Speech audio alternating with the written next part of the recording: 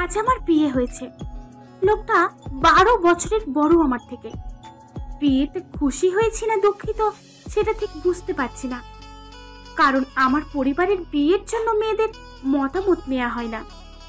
কেউ ভুল করলে তার উপর রাগ করা যায়, কিন্তু ভুলটাকেই যখন মানুষ নিয়ম বানিয়ে ফেলে তখন তার উপর রাগ করা বুদ্ধিমানের কাজ না। আমি নিজেকে বুদ্ধিমান মনে করি না। আমি আসলে খুব বোকা একটা মেয়ে। আমি এতই বোকা যে বাবা মার থেকে বিদায় নেওয়ার সময় মাকে জড়িয়ে ধরে বললাম, মা প্লিজ এই বিয়ে আমি করব না, আমাকে বাঁচাও। কাঁদতে কাঁদতে আকুতি করেছিলাম। মানুষজন আমার কান্নাকে স্বাভাবিকভাবেই নেয়। বিদায়ের সময় তো মেয়ে কাঁদবেই। মা সবার সামনে জোর করে মুখে হাসি ফুটিয়ে রেখে বললেন, মা শোন, ছেলেটার অনেক টাকা, ভালো চাকরি করে, তোকে ভালো রাখবে। নিজের উপর প্রচন্ড আক্রোশ হয় তখন। কেন যে এদের কাছ থেকে কিছু চাইলাম যারা টাকার জন্য নিজের মেয়েকে বিক্রি করে দেয়। তাদের থেকে অপরিচিত একজনের সাথে সংসার করাই ভালো। আমি লোকটাকে কখনো দেখিনি, বিয়ে পড়ানোর সময়ও না। অবশ্য দেখে আর কি হবে, আমার জীবন তো শেষই। পায়ের আওয়াজ পেলাম কারোর। আমি খাটের এক কোণায় জবুথবু হয়ে বসে আছি। পারলে পর্দার পেছনে লুকিয়ে পড়ি। কেউ একজন রুমে ঢুকেছে।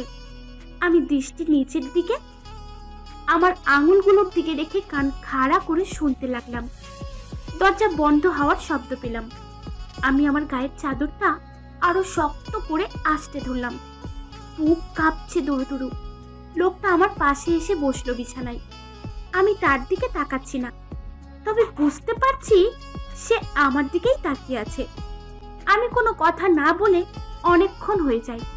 শেষ পর্যন্ত তিনি নিজেই বলে উঠলেন, তুমি কি আজকে কোনো কথা বলবে না আমার সাথে? আমি চমকে উঠি। কথায় মোটেও বয়সের ছাপ নেই, বরং বেশ গম্ভীর, তবে গায়ক গোছের গলা, রেডিও আরজেদের মতো। থাক, তাকে দেখা লাগবে না। আমি তার কণ্ঠ শুনেই জীবন পার করে দেব। প্লিজ কিছু একটা বলো, আমি খুব অকওয়ার্ড ফিল করছি। ও তোমাকে তুমি তুমি বলছি, কিছু মনে করছো না তো? তুমি বয়সে আমার অনেক ছোট। না না, আমি কিছু মনে করছি না, আমি বলে উঠলাম। ও কথা বলেছো তাহলে? আমি তো ভাবলাম আজকে আর কথা বলবে না। বলেই সে হাসতে লাগলো। তার হাসির শব্দটাও সুন্দর। এই রে, আমি কি কণ্ঠ শুনেই এই বুড়োর প্রেমে পড়ে গেলাম নাকি? ছিছি। তোমার চেহারাটা কি দেখাবে না আমাকে? একটা কথা বলার ছিল, এটা মুখোমুখি না বললে হবে না। আমি ঢোক গিললাম। এখনই মনে হয় হাইনার মতো আমার উপর ঝাঁপিয়ে পড়বে। আমি আস্তে আস্তে ঘোমটা খুলে তার দিকে ফিরলাম। সে আবার হেসে বলল, চোখ বন্ধ করে আছো কেন? চোখ বন্ধ করে থাকলে আমাকে দেখবে কিভাবে? ভয়ে চোখ বন্ধ করেছিলাম, তাও খেয়াল নেই। আমি চোখ মেলে তাকালাম। আমার সামনে যে পুরুষটি আধশোয়া অবস্থায় রয়েছে সে আর যাই হোক বুড়ো না। মুচকি হাসি মুখে নিয়ে আমার দিকে তাকিয়ে আছে, যেন আমার কাণ্ড দেখে বেশ মজা পাচ্ছে। বেশ সাদা মাটা একটা শেরওয়ানি পরা, কিন্তু তাকে খুব মানিয়েছে। খুব খুব খুব। আমি তো অবাক হয়ে তাকিয়ে আছি। সে বলল, এত অবাক হয়ে কি দেখছো? আমি লজ্জা পেয়ে মাথা নাড়ি। সে হেসে বলল, একটা কথা বলি? আমি মাথা হেলিয়ে হ্যাঁ জবাব দিলাম। তুমি না পরীর মতো সুন্দর। আবার লজ্জায় গাল গরম হয়ে উঠল। হালকা কেশে বললাম, আপনি কেমন জানলেন আমি পরীর মতো? আপনি পরী দেখেছেন? তা দেখিনি, কিন্তু ছোটবেলায় যখন আমার মা পরীর গল্প শোনাতো তখন আমি একদম তোমার মতো একটা পরিকল্পনা করতাম। দীর্ঘ কালো চুলের ছোট্ট একটা পরী। আমার খুব শখ ছিল একটা পরী বউয়ের। আজ এতদিন পর আমার শৈশবের কথা মনে হলো তোমাকে দেখে। আমি গাল ফুলিয়ে বললাম, ছোট মানে? আমি ছোট না। সে আবার হেসে ফেলল। কি সুন্দর হাসি, যেন কোনো কিশোরের প্রাণোচ্ছল্ল হাসি। সে হঠাৎ গম্ভীর হয়ে গেল, বলল, আমি আমাদের মাঝে কোনো ভুল বোঝাবুঝি রাখতে চাই না, তাই তোমাকে সত্যিটা বলে দিতে চাই। আমি তোমাকে ভালোবেসে বিয়ে করিনি। আমি একটু অপ্রস্তুত হয়ে গেলাম। কিছুক্ষণ আগেও আমি এই বিয়ে চাইছিলাম না, কিন্তু কিছু মুহূর্তেই কেন যেন খুব আপন মনে হচ্ছিল মানুষটাকে। আমার মনটা ভেঙে গেল। আমি চুপ করে থাকলাম। আবার বলতে লাগলো, আমার বিজনেসের কিছু অর্গানাইজেশনের সঙ্গে কথা হয়েছে, যারা অবিবাহিত পুরুষদের সাথে বিজনেস করবে না, কিন্তু এই প্রজেক্টটা আমার খুব দরকার, তাই তোমাকে বিয়ে করা। ও মানে বিয়েটা সে যে কোনো মেয়েকেই করতে পারতো, আমি বিশেষ কিছু না। আমার কোনো প্ল্যান ছিল না বিয়ে করার, কখনো। সবসময় নিজের কাজে বেশি গুরুত্ব দিয়েছি। শোনো, তুমি একদম মন খারাপ করবে না। তোমার পড়াশোনা যেমন চলছিল তেমনি চলবে। কোনো খরচ নিয়ে কোনো চিন্তা করবে না। তোমার সব কিছুর দায়িত্ব আমার। আমি কখনো জোর করব না তোমাকে কিছুর জন্য।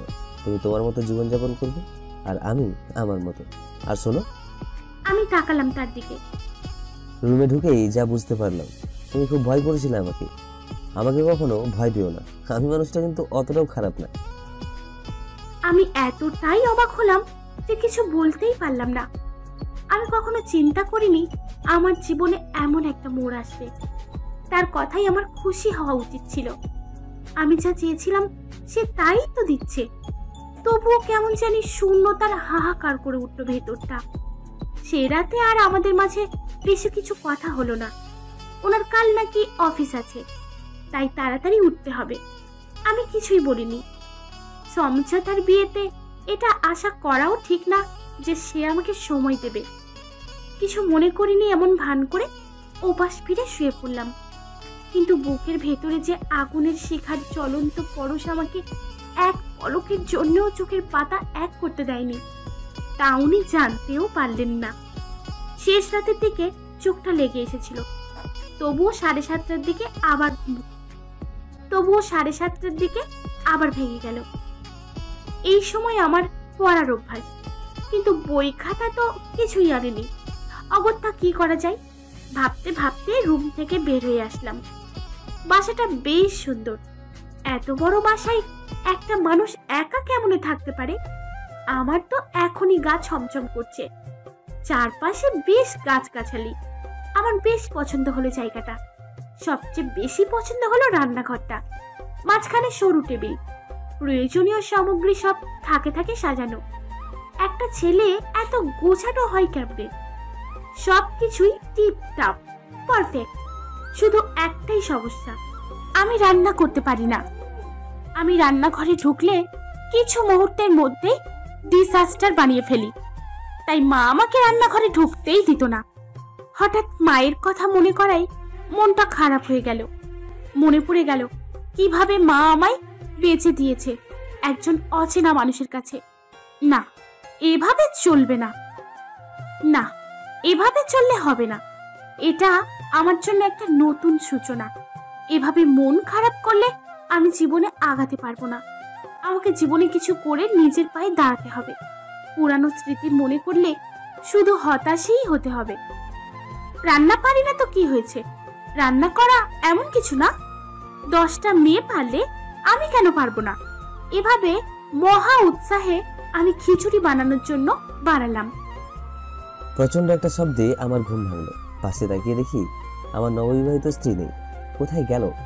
আর এমন পোড়া গন্ধ আসছে কোথা থেকে? আমি তাড়াতাড়ি রুম থেকে বের হলাম। পুরা ঘর ধোঁয়ায় ভরে গেছে। কাঁচতে কাঁচতে আমার চোখে পানি এসে গেল। হচ্ছেটা কি এখানে? আমি তাড়াতাড়ি জানলা দরজা খুলে দিলাম। ধোঁয়া সরে গেল। দেখি আমার ছোট্ট পরীর মতো বউটা চুলার পাশে মেঝেতে বসে কাঁদছে। আমার মনটা মোচড় দিয়ে উঠল। তার চোখের পানি সহ্য হচ্ছে না আমার। আমি তার দিকে এগিয়ে গেলাম। শেষ, সব কিছু শেষ। আমি কিছু করা মানেই সেটা ধ্বংস হবে। আমি কেন যে বাহাদুরি দেখিয়ে রান্না করতে গেলাম। ডিম সেদ্ধ দিয়েছিলাম আর মনে নেই। পানি শুকিয়ে ডিম পুড়ে ফুটে চতুর্দিকে ছারখার হয়ে গেছে। খিচুড়ি পুড়ে কয়লা হয়েছে। চারিদিকে ধোঁয়া। আমার চোখ দিয়ে অশ্রুর ধারা গড়িয়ে পড়ছে। সেটা দুঃখের কারণে নাকি ধোঁয়ার কারণে তা বুঝতে পারছি না। দুটোই হতে পারে। হঠাৎ দেখি কোথা থেকে উনি এসে দরজা জানলা খুলে দিচ্ছেন। তারপর আমি কিছু বুঝে ওঠার আগেই আমার দিকে এগিয়ে এসে আমাকে কোলে তুলে নিলেন। আমি অবাক হয়ে বাক শক্তি হারিয়ে ফেলেছি। এইভাবে বাচ্চার মতো আমাকে এত সহজে কোলে তুলে নিলেন কেমনে? আমাকে কোলে নিয়েই চেয়ারে বসালেন। তারপর আমাকে নিয়ে আস্তে আস্তে দোলাতে লাগলো। তার রান্নাঘরের আমি এরকম অবস্থা করলাম দেখে আমি লজ্জায় আবার কাঁদতে লাগলাম। উনি কিছু না বলে আমার পিঠে হাত বোলাতে লাগলেন। এক পর্যায়ে আমি শান্ত হই। এখন বলবে অ্যাকচুয়ালি কি হয়েছিল এখানে? আমি লজ্জায় মুখটা তার বুকের ভেতর লুকিয়ে ফেলি। উনি আমার থুতনি ধরে মুখটা তার দিকে তুলে আনলেন।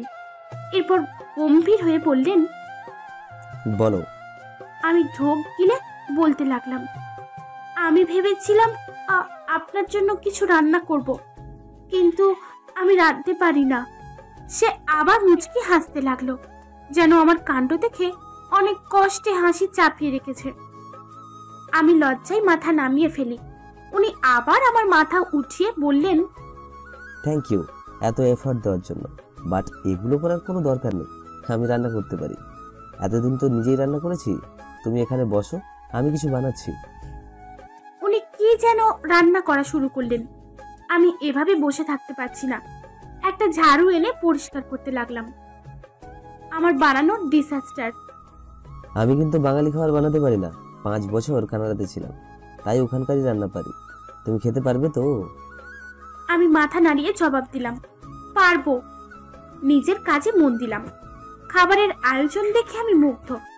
স্ক্রাম্বলড egg, pancake with maple syrup, fruit salad আর জুস। এত কম সময়ে এত কিছু করেছেন, সত্যি অসাধারণ। প্যানকেকটা মুখে দিতেই মনে হলো অমৃত। এত ভালো কেমনে রান্না করে একটা ছেলে, যেখানে আমি কিছুই পারি না। সামনে তাকিয়ে দেখি উনি তাকিয়ে আছেন আমার দিকে, মুখে এক চিলটে হাসি। আমি বললাম, আপনি এত ভালো রান্না কেমনে করেন? উনি হেসে বললেন, এটা এমন কিছুই না, একা একা থাকলে যে কেউ পেটের দায়ে রান্না শিখে যাবে। আমি পেট পুড়ে খেলাম। খাওয়া শেষ করে পেটে হাত বোলাচ্ছি। এমন সময় উনি রুম থেকে বেরিয়ে আসলেন, পুরোপুরি অফিস আটোয়ার। কালো ব্লেজারের সাথে স্লিভার ট্রাই বাড়তে বাড়তে আমার দিকে তাকালেন উনি। আমার খুব ইচ্ছে করলো সিনেমার নায়িকাদের মতো ওর ট্রাইটা বেঁধে দিই। কত রোমান্টিক হবে, কিন্তু দুঃখজনক হলেও সত্যি আমি ট্রাই বাঁধতে পারি না। আমি একটা দীর্ঘ শ্বাস ফেললাম। হ্যাঁ, আমি তো কিছুই পারি না। আমি তাড়াতাড়ি চলে আসবো, তুমি বাইরে কোথাও গেলে চাবি নিয়ে যেও। আমি মাথা হেলিয়ে হ্যাঁ বললাম। সে আমার দিকে তাকিয়ে হাসি মুখে বিদায় নিল। উনি যেতেই আমার মনটা খারাপ হয়ে গেল।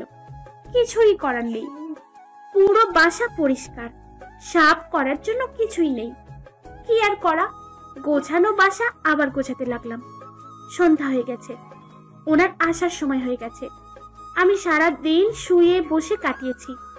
এমনিতে অবসরের জন্য মনটা ছটফট করে, অবসর আসলেই কিছু করার থাকে না। আমি আলমারি খুলে মিষ্টি রঙের সুন্দর একটা শাড়ি বের করে পরলাম। চোখে হালকা কাজল দিলাম। চুলগুলো আঁচড়াতে আঁচড়াতে ভাবলাম, আমি এই সন্ধেবেলায় সাজছি কেন? আমি উত্তরটা জানি, তারপরেও জোর করে মনে করলাম আমি নিজের জন্যই সাজছি। কলিং বেলের আওয়াজ শুনে আমি দরজা খুলতে গেলাম। দরজা খোলার আগে শাড়িটা আবার একটু ঠিক করলাম, চুলগুলো আঙুল দিয়ে এপাশ করলাম। এরপর দরজা খুললাম। বাসায় কলিং বেল টিপে দাঁড়িয়ে আছি, খুলতে দেরি হচ্ছে।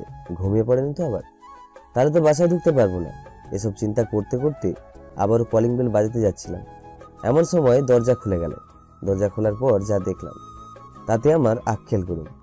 আমার ছোট্ট পরীর মতো বউটা দাঁড়িয়ে আছে, পরনে শাড়ি, চোখে কাজল, কপালে ছোট্ট টিপ। তেমন আহামরি সাজ না, কিন্তু তার সৌন্দর্যে মনে হলো আজ মরে গেলেও বুকে শান্তি নিয়ে মরবো। তার মেঘের মতো কালো চুলগুলো পেছনে এলানো, তবু কিছু অবাধ্য চুল সামনে এসে তার চেহারা শোভা করেছে আকাশ ছোঁয়া। ইচ্ছে করছে চুলগুলো সরিয়ে কপালে চুমু খেতে, করলামও তাই।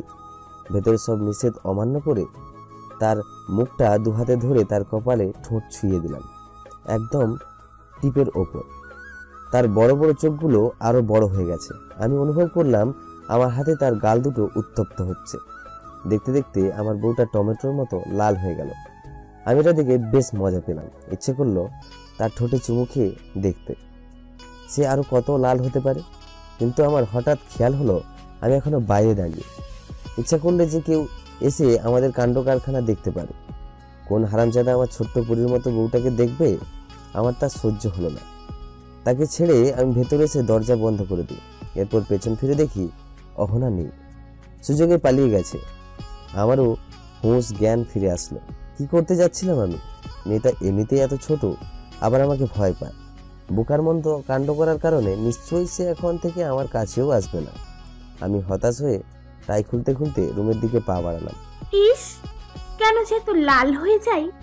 উনি ছোঁয়ার সাথে সাথে কেমন টমেটো হয়ে গেলাম। আয়নায় নিজেকে দেখতে দেখতে 2 হাত গালে রেখে ভাব নিলাম। এরপর আস্তে আস্তে হাত চলে যায় কপালে, যেখানে কিছুক্ষণ আগেও ওনার ঠোঁটের স্পর্শ ছিল। ইস, কি সুন্দর ছিল মুহূর্তটা। কিন্তু এত লজ্জা পাচ্ছিলাম যে দৌড়ে পালিয়ে বাথরুমে ঢুকে গেলাম। ওনার জন্যই তো সেজেছিলাম, তাহলে এত লজ্জা পেলাম কেন? আমি বাথরুম থেকে বের হয়ে দেখলাম উনি রান্নাঘরে কি যেন ভাবছেন। ইস, যদি রান্না করতে পারতাম তাহলে ওনাকে অফিস থেকে এসেই এত কষ্ট করতে হতো না। আমার পায়ের শব্দ পেয়ে উনি পেছনে তাকালেন। এরপর আমার দিকে একটা হাসি দিয়ে আবারও রান্না করতে লাগলেন। আমি চুপচাপ গিয়ে টেবিল থেকে একটা চেয়ার টেনে বসলাম। খুব কথা বলতে ইচ্ছে করছে হৃদয়ের সাথে, কিন্তু কি নিয়ে বলবো বুঝতে পারছি না। উনিই হঠাৎ বলতে লাগলেন, আজকের মেনুতে আছে chicken stir fry with vegetable soup. চলবে? আমি রাতে একটু কম খেতে পছন্দ করি। আমি মাথা নেড়ে জবাব দিলাম, চলবে। উনি আমার দিকে কিছুক্ষণ তাকিয়ে সুন্দর করে হেসে মাথা হেলিয়ে বললেন, তুমি কি আমার সাথে আর কথা বলবে না? আমি কিছুক্ষণ উসখুস করে বললাম, বলছি তো। উনি স্যুপটা নাড়তে নাড়তে বললেন, মাথা নেড়ে জবাব দেওয়া তো কথা বলা না, এরপর থেকে জবাব দেবে। আমিও গাধীর মতো অন্যমনস্ক হয়ে আবার মাথা নাড়ালাম। উনি মাথা নাড়তে নাড়তে হাসলেন। আমার এত লজ্জা লাগছিল বলার মতো না। আমি এত বেবকুব কেন? উনি আবার রান্নায় মনোযোগ দিলেন। কিছুক্ষণ কোনো কথা হয় না। হঠাৎ উনি বলে ওঠেন, আচ্ছা শোনো। আমি মাথা উঠিয়ে তাকালাম ওনার দিকে। উনি এক দৃষ্টে আমার দিকে তাকিয়ে আছেন। এটা স্বাভাবিক তাকানো না। ওনার দৃষ্টির মধ্য দিয়ে অনেক ভাষা রয়েছে যা মুখে বলা যায় না। সেই দৃষ্টিতে আমি কেঁপে উঠলাম। তোমাকে অনেক সুন্দর লাগছে। আমি কি বলবো বুঝতে পারছিলাম না। অনুভব করলাম গাল দুটো আবার গরম হয়ে উঠেছে। এমন সময় মহান আল্লাহ প্রদত্ত কোনো এক ফোন আসলো আমার। তার উচ্ছিল্লাই দৌড়ে রুমে চলে আসলাম। আমার বুকটা বিপজ্জনকভাবে কাঁপছে। ফোনটা কোনো মতে রিসিভ করেই কাঁপা কাঁপা গলায় বললাম, হ্যাঁ হ্যালো। কি খবর তোর সুটন? গলার আওয়াজে আমার চোখে পানি চলে এলো। চিরচেনা এই কণ্ঠস্বর আমার। আমার ভাই লন্ডন থাকে। একমাত্র ওই আমার বিয়ের বিরুদ্ধে ছিল। বাবা মাকেও অনেক বুঝিয়েছে যেন আমার বিয়ে না দেয়। দেশে চলে আসতে চেয়েছিল এই জন্য, কিন্তু আমি চাকরি ছেড়ে আসতে মানা করেছি। আমার জন্য কেন আমার ভাইয়ের জীবন নষ্ট হবে? আমি কান্না জড়ানো কণ্ঠে বললাম, ভাইয়া। বলেই কান্নায় ভেঙে পড়লাম। ওপাশ থেকে বলে উঠল, কাঁদছিস কেন পাগলি? কত বড় আমার বোনটা আজ বিয়ে হয়ে গেছে, এখন এরকম বাচ্চাদের মতো কাঁদলে হবে? আমাকে শাসালো কিছুক্ষণ, কিন্তু আমিও খেয়াল করলাম ভাইয়ার কণ্ঠটাও ভেজা। তোর এই বাচ্চা মেয়ের কারণে তো যেটার জন্য ফোন করেছিলাম সেটা ভুলে গিয়েছি। শোন, তোর জন্য সুখবর আছে। কি সুখবর? আমি 2 দিনের জন্য দেশে আসছি। আমি এত খুশি হলাম যে বলার মতো না। তবুও কণ্ঠ স্বাভাবিক রেখেই বললাম, এটা আবার সুখবর নাকি? আমি ভাবলাম কি নাকি। তবে রে দাঁড়া, আমি এসেনি, তোর কান মলে দেব। আমি হেসে উঠলাম। এরপর কিছুক্ষণ কথা বলে বিদায় নিলাম। খুব খারাপ লাগতে লাগলো। আমার জীবনের প্রতিটা সময়ে আমার ভাই আমাকে সমর্থন করেছে। আজ আমার ভাই দেশে নেই বলে জোর করে বিয়ে দিয়ে দিল আমাকে। ভাইয়াকে খুব মনে পড়ছে। আমার চোখ দিয়ে 2 ফোঁটা জল গড়িয়ে পড়ল, এরপর 4 ফোঁটা, এরপর শত শত। হঠাৎ করে দুটো হাত পেছন থেকে আমাকে জড়িয়ে ধরল। আমি পেছন ফিরে দেখি হৃদয়। আমার কি হলো জানি না, আমিও ওনাকে জড়িয়ে ধরলাম। ওনার বুকে মাথা রেখে আমি অঝরে কাঁদতে লাগলাম। উনি আমার মাথায় হাত বুলাতে বুলাতে বললেন, আমার পিচ্চি বউটা যখন কাঁদে তখন আমার একদম ভালো লাগে না। আমি কাঁদতে কাঁদতে বললাম, আমি পেচ্ছি না। সে হেসে দিল, তারপর বলল, সরি, তুমি যখন আমার ভাইয়ের সাথে কথা বলছিলে তখন আমি শুনেছি, তুমি কিছু মনে করোনি তো? আমি মাথা নাড়তে গিয়েও নিজেকে থামালাম। তারপর বললাম, না, কিচ্ছু মনে করিনি। উনি আমার চিবুক ছুঁয়ে মুখটা কাছে এনে বললেন, সত্যি? সত্যি। উনি আমার চোখ দুটোতে চুমু খেলেন, সাথে সাথে আরো 2 ফোঁটা গড়িয়ে পড়ল। উনি বললেন, আহা, এভাবে কাঁদতে হয় না। এরপর 1 ফোঁটা অশ্রু আঙুলে তুলে দেখিয়ে বললেন, তুমি জানো এটা কত দামি? এটা বিক্রি করে আমি বড়লোক হয়ে যাব। আমি হেসে উঠলাম। তারপর ওনার আঙুল থেকে ফোঁটাটা মুছে ফেললাম। উনি হতাশ হওয়ার ভঙ্গিতে বললেন, আহা, এটা কি করলে? এখন আমি বড়লোক হব কেমনে? আর বড় লোক হতে হবে না। আমরা দুজনেই হেসে দিই। উনি হাসলে ওনার চেহারাতে কিশোর কিশোর ভাব আসে। এত সুন্দরভাবে কিভাবে কেউ হাসতে পারে? ঘুম থেকে জেগে উঠে দেখলাম ঘড়িতে 6টা বাজে। আমি সাধারণত সকালে উঠি এক্সারসাইজের জন্য। আজকে অ্যালার্মের আগে উঠে গেলাম। কেন? পাশে তাকাতেই কারণ দেখতে পেলাম। আমার ছোট্ট অহনা আমার বুকের উপর গুট্টি ছুটি মেরে বাচ্চাদের মতো শুয়ে আছে। কি নিষ্পাপ চেহারা! আমি যতবারই দেখি ততবারই মুগ্ধ হই। তার মুখের ওপর আসা চুলগুলো সরিয়ে তার গালে হাত রাখলাম। খুব ইচ্ছে করছে তার মিষ্টি ঠোঁটে স্বাদ নেওয়ার। তার গালগুলো ঘুমের কারণে হালকা গোলাপি হয়ে আছে। অনুভব করলাম আমার নিয়ন্ত্রণ সরে যাচ্ছে। অদ্ভুত এক মোহে আবেশিত হলে তার দিকে হাত বাড়ালাম। তার গালে আমার ঠোঁট দিয়ে ভালোবাসার পরশ এঁকে দিলাম। এরপর তাকিয়ে আছি তার মায়াবী মুখের দিকে। হঠাৎ সে চোখ খুলে ফেলল। গালে কারোর স্নেহময় পরশে ঘুম ভাঙলো আমার। চোখ খুলে দেখি হৃদয় তার হাত আমার মুখে স্পর্শ করে আছে। তার চোখ দুটো দিয়ে আমার দিকে তাকিয়ে হাজারো অবলা কথা আকপটে বলে ফেলবেন। আমিও ঘোরের মাঝে চলে যাই, যেন আশেপাশের পরিবেশের সাথে আমাদের দুজনেরই কোনো যোগাযোগ নেই। অন্য একটা জগতের বাসিন্দা আমরা, যেখানে বাস করি শুধু আমি আর সে। কিছুক্ষণের জন্য হলেও থাকুক না বাস্তবতা এক পাশে পড়ে। উনি হঠাৎ আমার আরো কাছে চলে আসতে লাগলেন। আমিও তার দেহের উষ্ণতা পেয়ে চলে যাই তার আরো কাছে। আমাদের এই ভালোবাসার মুহূর্তটাকে ভেঙে হঠাৎ ওনার অ্যালার্ম বেজে উঠল। আমি সজ্ঞান ফিরে পাই। জামা কাপড় ঠিক করে বাথরুমে পালিয়ে গেলাম। ইস, অ্যালার্মটাও এখনই বাজতে হলো। কি আর করা, দাঁত ব্রাশ করা শুরু করলাম। কালকে থেকে ভার্সিটি যেতে হবে, নতুন বই খাতা লাগবে, আজকে অনেক কাজ।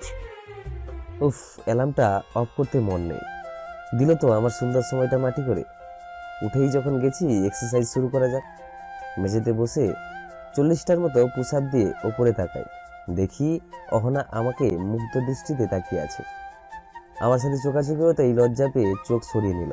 আমি মুচকি এসে আবার পুশ আপ শুরু করলাম। সাধারণত আমি 30টা দিই, কিন্তু এখন বউ তাকিয়ে আছে, তাকে ইমপ্রেস করার জন্য আরও 20টা পুশ আপ দিয়ে উঠলাম। দেখি সে টাওয়াল নিয়ে এগিয়ে আসছে। আমি তার হাত থেকে টাওয়াল নিয়ে ঘাম মুছতে মুছতে বললাম, যা দেখছিলে তা কি পছন্দ হয়েছে? সে একটু অবাক হয়ে বলল, কই, কিছু দেখছিলাম না তো। আমি তার কানের কাছে মুখ লাগিয়ে ফিস ফিস করে বললাম, যেভাবে তাকিয়েছিলে মনে তো হচ্ছিল খেয়েই ফেলবে আমাকে। আমি মুচকি এসে লক্ষ্য করলাম আমার বউটা লজ্জায় লাল নীল বেগুনি হয়ে যাচ্ছে। আর কিছুক্ষণ তার মুখে রামধনু দেখার ইচ্ছা ছিল, কিন্তু অফিসে দেরি হয়ে যাচ্ছে, তাই তার দিকে একটু হেসে বাথরুমে ঢুকে গেলাম। সাবান নিয়ে এসে আমি রান্নাঘরে ঢুকলাম। দেখি আমার বউটা আবার কি যেন রান্না করার চেষ্টা করছে। আমি একটু আতঙ্কিত হয়ে ওর পাশে গেলাম, আবার আগুন টাগুন ধরিয়ে ফেলবে। কি করছো অহনা? চমকে উঠে আমার দিকে তাকাইছে। আমি খেয়াল করলাম তার গালে কপালে আটা লেগে আছে, তার চুলেও কিছু লেগে আছে। ওর করুণ অবস্থা দেখে এত হাসি পাচ্ছিল যা বলার মতো না। ও মহা উৎসাহে বলল, রুটি বানাচ্ছি। বলেই আবার আটার থ্যাবড়া একটা হাতে নিয়ে দোলাই মোলাই করতে লাগলো। আমি তাকিয়ে তাকিয়ে দেখছি ওর কাণ্ড কারখানা। রুটিগুলো গোল না হয়ে কেন জানি চারকোনা হতে যাচ্ছে, কিন্তু তাতে তার উৎসাহ ভাটা পড়েনি। সে ওই চারকোনা রুটি পরিবেশন করলো। আমি হাত দিয়ে একটা রুটি উঠিয়ে বললাম, নতুন শেপে রুটি খাবো ভালো কথা, কিন্তু খাবো কি দিয়ে? তাকে দেখে মনে হলো তার মাথায় আকাশ ভেঙে পড়েছে। বুঝলাম সে অন্য কিছু বানাতে ভুলে গেছে। তার চোখ ভরে উঠলো, মনে হচ্ছে এক্ষুনি কেঁদে দেবে। আমি তাকে নিয়ে এসে আমার পাশে বসালাম।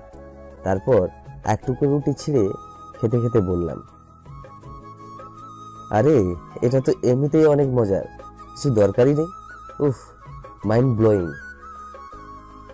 আমি এভাবে পুরো একটা রুটি খেয়ে ফেললাম। সে চোখ বড় বড় করে আমার দিকে তাকিয়ে আছে।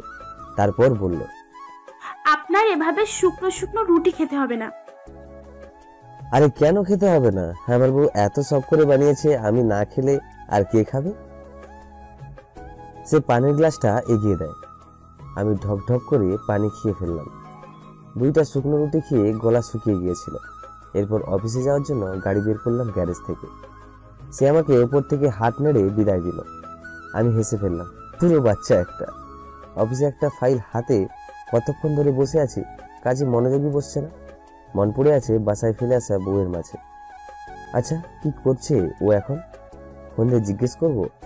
চিন্তা করতে করতেই ফোন আসলো। কলার আইডিতে দেখি অহনা। আরে হঠাৎ আমাকে ফোন দিল। সাথে সাথে ফোনটা ধরে বললাম, হ্যালো। ওপাশ থেকে কোনো উত্তর পেলাম না, শুধু নিঃশ্বাসের শব্দ পাচ্ছি। আহা কি মিষ্টি। হ্যালো অহনা, কিছু বলবে? আমি আবারও বললাম। ও তখন জবাব দিল, হ্যাঁ আচ্ছা, আমি না একটু বাইরে যাচ্ছি, বই খাতা কিনতে হবে। ওহ, গেলেই পারো। না না, আপনি যদি আবার এসে দেখেন আমি নেই, তাই বললাম। ওহ আচ্ছা যাও। সে কিছুক্ষণ চুপ থেকে বলল, আচ্ছা। সরি। আমি একটু মুচকি হাসলাম। বউটার সাথে একটু দুষ্টুমি করি। আচ্ছা শোনো, হুম। যাওয়ার সময় মাথায় কাপড় দিয়ে যেও। আমার এত সুন্দর বউটাকে শুধু আমি দেখবো, আর কেউ না। হুম। ওপাশ থেকে ওর আতকে ওঠার শব্দ পেলাম। আমার প্ল্যান কাজ করেছে। ওর আতকে ওঠার শব্দটা কি মিষ্টি। আচ্ছা আমি রাখলাম, কেমন? আমি হেসে ফেললাম। আচ্ছা, কিন্তু কেউ ফোনটা কাটছি না। এটা কি হিন্দি সিরিয়ালের মতো শুরু হবে নাকি? হলে হোক, রোমান্স করতে তো অসুবিধা নেই। আরো কিছুক্ষণ রোমান্স চালিয়ে যাওয়ার ইচ্ছা ছিল, কিন্তু ওপাশ থেকে অহনা খট করে ফোনটা রেখে দিল। আমি অবাক হয়ে ফোনটার দিকে তাকিয়ে আছি। আরে এই মেয়ে তো রোমান্সের কিছুই জানে না দেখছি। আচ্ছা থাক, আমি আছি না, আস্তে আস্তে সব শিখিয়ে দেব। চিন্তা করেই মনের অজান্তে হেসে ফেললাম। আমি বই খাতা কিনতে নীল খেতে এসেছি।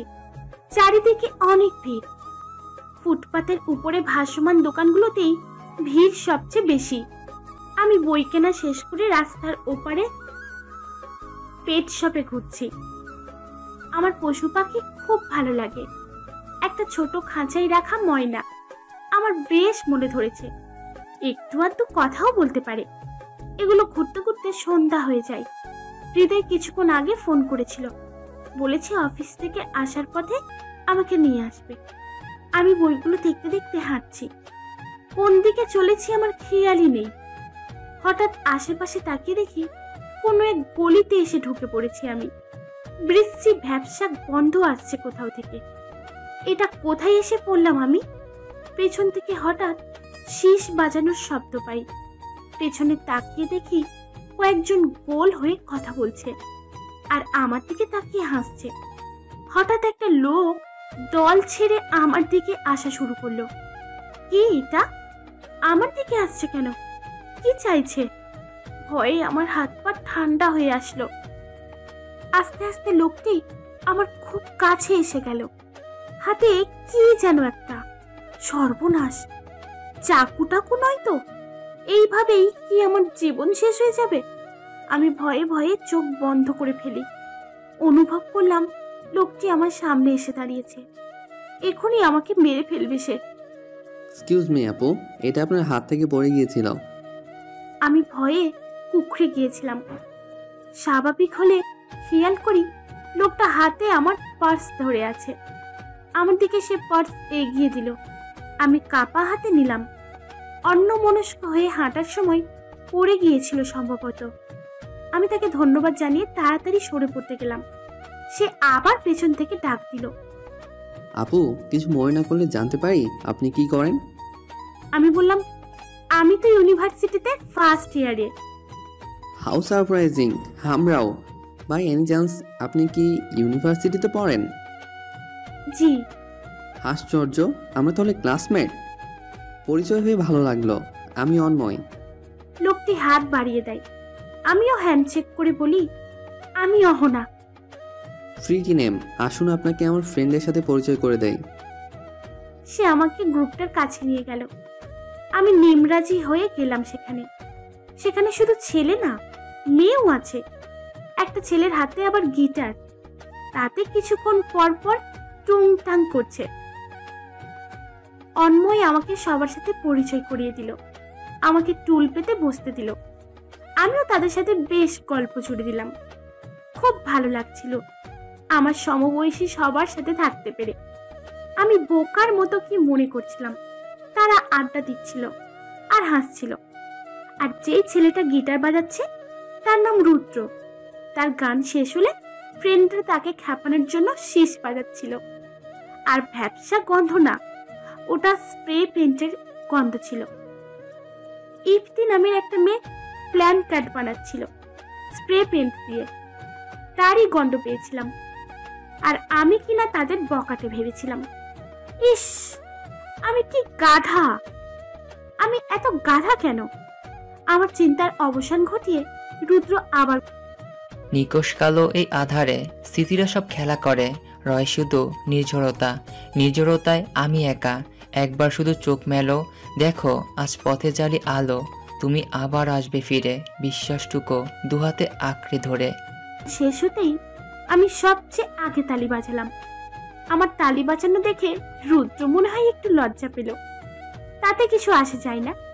গানটা এত দরদ দিয়ে গেয়েছে যে আমার চোখে পানি চলে এসেছে। অন্ময় বলে উঠল, দেখ কি বেদনার গান জুড়ে দিলি।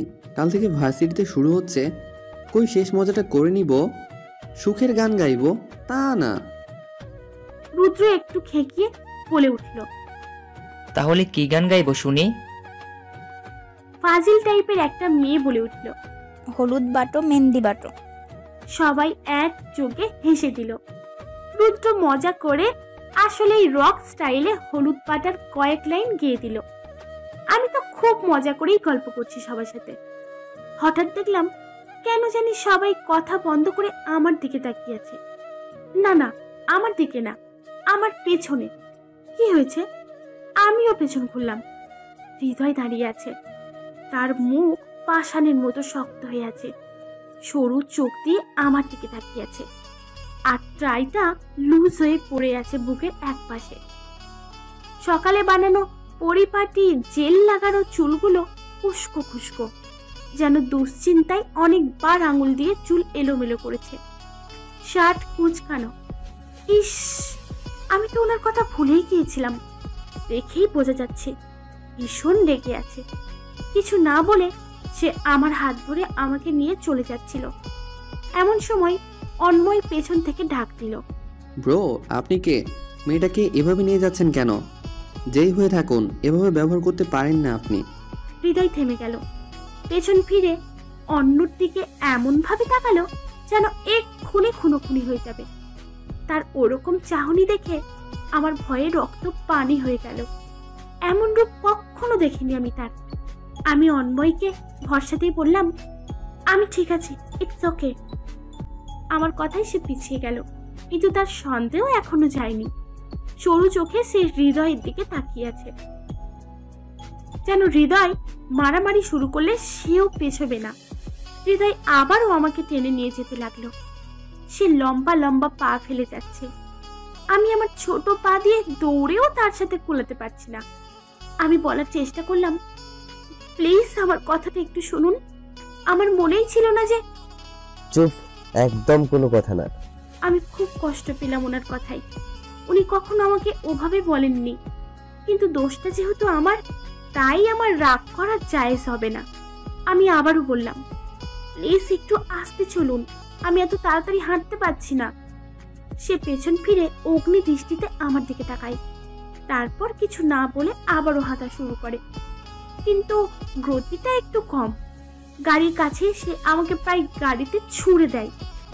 আমি ব্রেক হ্যান্ডেলটার সাথে হাত লেগে ব্যথাও পাই, তবুও কিছু বলি না।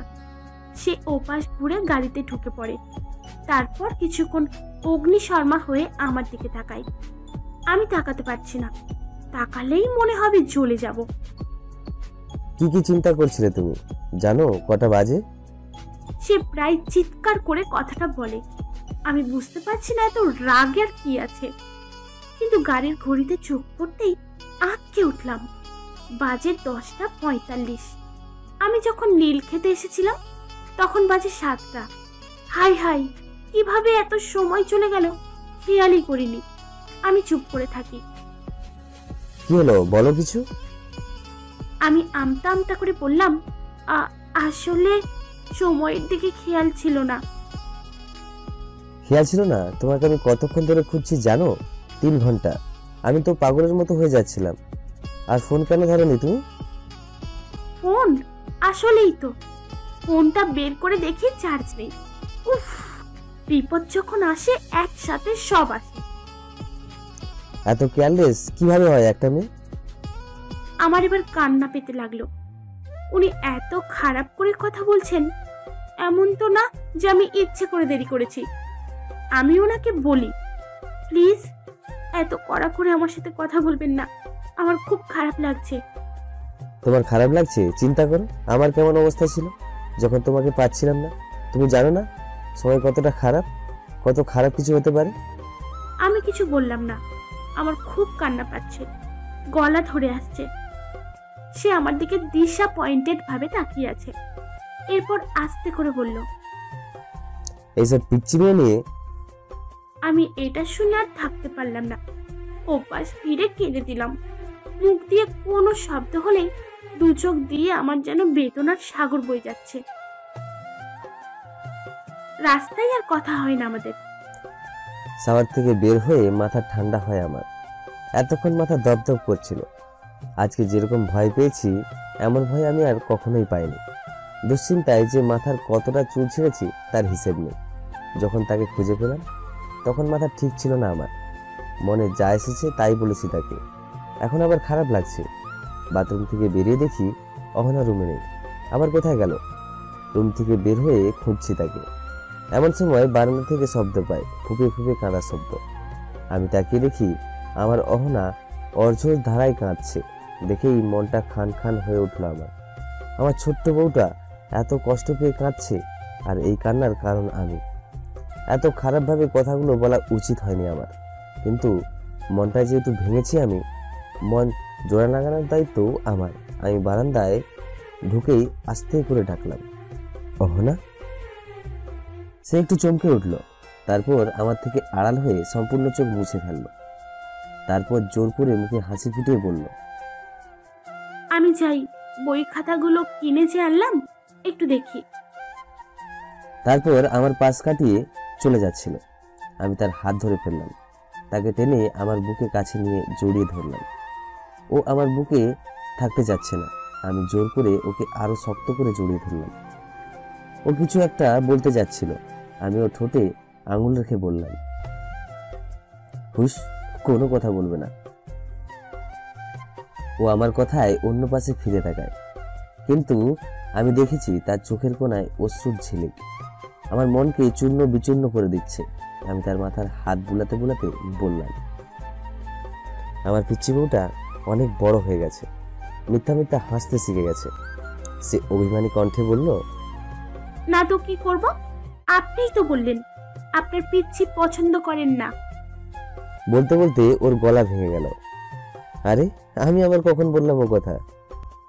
ও আমার কাছ থেকে দূরে সরে চোখ লাল করে বলল, বলেছেন, আপনি তখন বলেননি?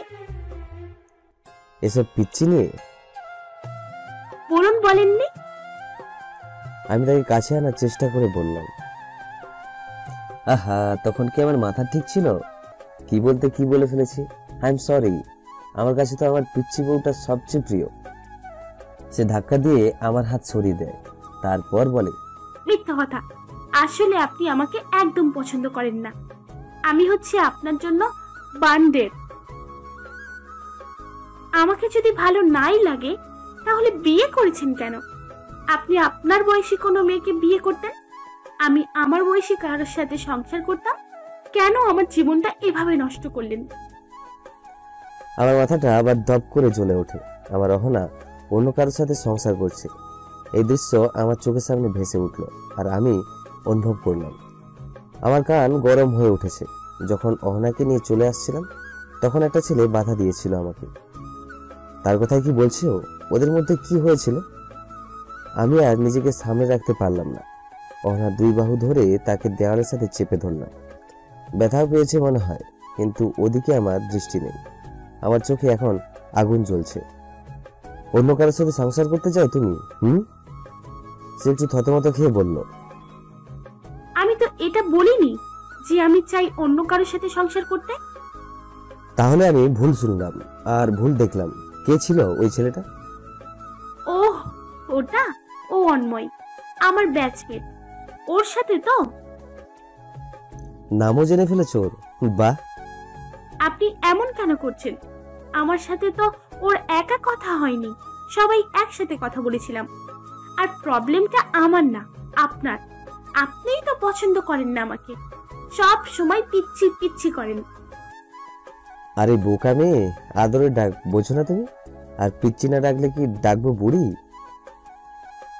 ও আটকে উঠে বলল, এই, আপনি কোন সাহসে আমাকে বুড়ি বললেন? আমি বুড়ি না, আপনি বুড়ো, আমার থেকে 10 বছরের বুড়ো। আমি রাগি রাগি ভাবে তাকিয়ে বলি, কি আমাকে বুড়ো বললে তুমি? দাঁড়াও, এদিকে আসো। ও ভয়ে এক পা করে পিছিয়ে গেল। আমি আবার বললাম, এসো এদিকে। পিচিটা ওইদিকে থাই গ্লাস খুলে পালিয়ে গেল। যাবে কোথায় পালিয়ে? আমি দৌড়ে ওর পেছনে যাই। বোকাটা ঢুকলো তো ঢুকলো, বেডরুমে ঢুকলো, দরজা বন্ধ করে দিচ্ছিল। আমি হাত দিয়ে আটকাই, ও আবার পালিয়ে যাচ্ছিল। আমি পেছন থেকে খপ করে ধরে তাকে বিছানায় ফেলে দিই। আমাকে বুড়ো বললে তো, দেখাচ্ছি মজা। ও কিছু ভেবে ওঠার আগেই ওর পেট থেকে আঁচল সরিয়ে কাতুকুতু দিতে শুরু করলো। ও বাচ্চা মেয়ের মতো খিলখিল করে হেসে উঠল। আমি দ্বিগুণ উৎসাহে তাকে কাতুকুতু দিতে লাগলাম। এভাবে 3-4 মিনিট টানা কাতুকুতু খেয়ে হাসতে হাসতে তার চোখ দিয়ে পানি পড়ে গেছে। আমিও হাসছি ওর সাথে। ও বলে উঠল, প্লিজ আর না, আমি মরে যাচ্ছি। আমি কাতুকুতু থামিয়ে আমার 2 হাত দিয়ে ওর হাত দুটো বন্দি করলাম। ওর গালে চকাস করে চুমু বসিয়ে বললাম, আর ডাকবে আমাকে বুড়ো?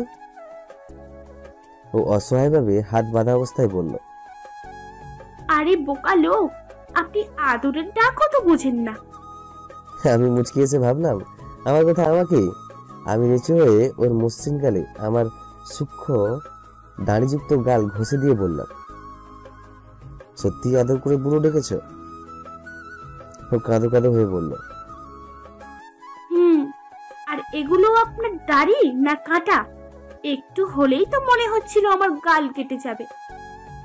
আমি হেসে ফেললাম। তার গাল দুটো ঠোঁট দিয়ে আদর করে দিলাম। লজ্জা পেয়ে ও নড়ে চড়ে উঠে বলল, ছাড়ুন আমাকে।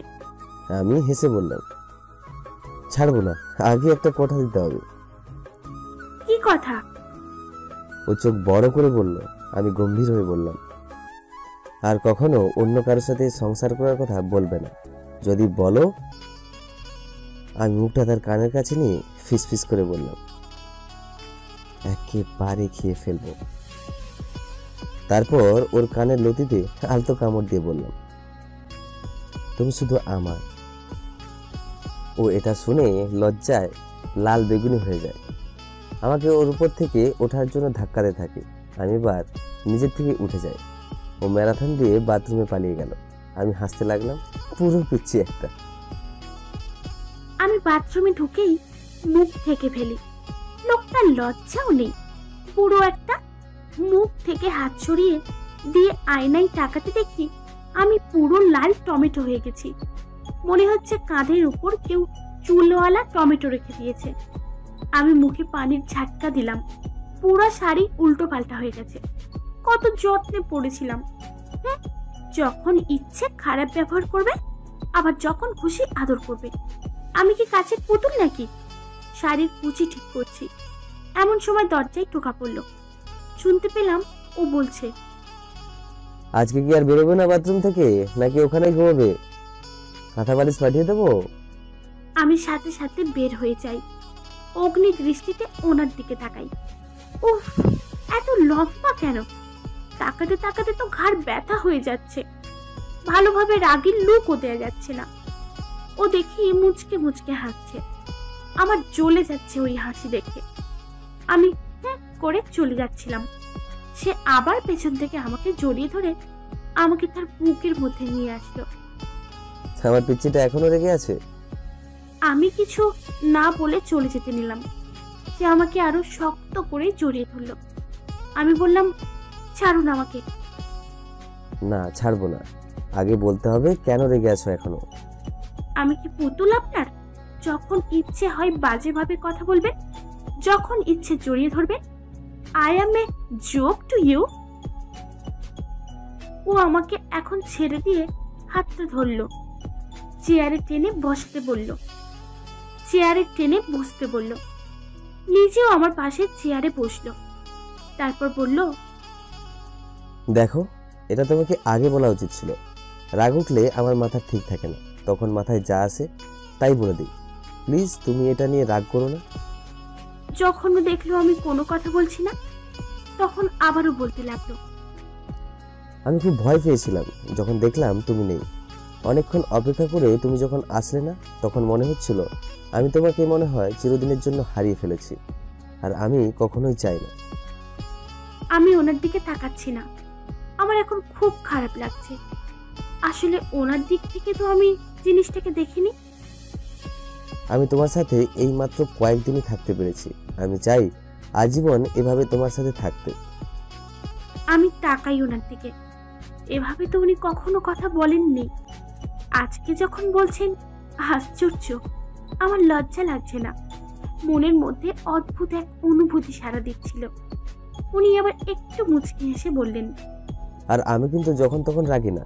আমার মনে কারোর জন্য তেমন কোনো অনুভূতি হয় না, শুধু তাদের জন্য হয় যারা আমার খুব আপন। এবার আমার খুব লজ্জা লাগলো। আমি উঠে গিয়ে বললাম, এইসব কথা শুনে কি আমার পেট ভরবে? খিদেই পেটে হাতি লাফাচ্ছে। প্লিজ চলুন, কিছু রান্না করি। উনি উঠতে উঠতে বললেন, তুমি আর কি রাঁধবে? যা রাধার আমি তো রাধি। ইস, কত ভাগ্যবতী তুমি, আমার মতো এত ভালো জামাই পেয়েছো। আমি আস্তে করে বললাম, আমার পুরো জামাই। সে আমার গাল টিপে দিয়ে বলল, আমার পিচ্ছি বউ। খাবার খেয়ে দিয়ে শুয়েছিলাম। মনে একটা জিনিস খুব খুঁত করছে। ওটার জন্য ঘুমোতে পারছি না, তাই বারবার নড়াচড়া করছি। পাশ থেকে ও বলে উঠল, কি হয়েছে? শুয়াপোকার মতো নড়ছো কেন? সকালে ভার্সিটিতে যেতে হবে না? আমার ঘুম আসছে না। একটা কথা জিজ্ঞেস করি? না, আমার ঘুম পাচ্ছে, ঘুমাবো। আমি ওনাকে ঠেলতে লাগলাম। আমার ঠেলাঠেলিতে ওনার ঘুম কেটে যায়। বলে, আচ্ছা বলো, ঘুম নষ্ট করে দিয়েছো আমার। পাজি কোথাকার, বলো কি বলবে। আচ্ছা, আপনি যে বলেছিলেন যারা আপনার পছন্দের তাদের জন্যই আপনি অনুভব করেন। তো কি হয়েছে? আমি ছাড়া আর কার কার জন্য আপনি অনুভব করেন? ও শব্দ করে হেসে উঠল। আমার খুব রাগ লাগলো। উফ, এত হাসেন কেন? কোনো একটা সিরিয়াস কথা বললেই হাসে, আর আপনি এত লম্বা কেন? ও হাসতে হাসতে বলল, এখন আমার হার্টেও প্রবলেম। যা জিজ্ঞাসা করছিলাম ওটার জবাব দিন। আর কে আছে? উনি পেছন থেকে জড়িয়ে ধরে বললেন। আছে, আমার জান ওটা। আমি অভিমানী হয়ে জিজ্ঞাসা করলাম, সুন্দর সে? মাথা নেড়ে বলল, হ্যাঁ, অনেক। আমি তাকে ধাক্কা দিয়ে সরিয়ে বললাম, আর আমার কাছে আসবেন না। বিয়ে করে অন্য মেয়েকে পছন্দ করেন? আরে জেলাস নাকি তুমি? রাখেন আপনার জেলাস। ওই বিছানায় ঘুমাবেনও না। এই বিছানায় ঘুমাবেনও না। আপনি পাশের রুমে ঘুমান। সে হাসতে হাসতে কথা বলতে পারল না।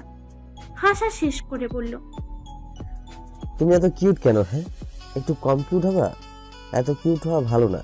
এত কিউট হলে খেয়ে ফেলতে ইচ্ছা করে। যখন পাশের রুমে ঘুমাবেন তখন বুঝবেন আমি কত কিউট।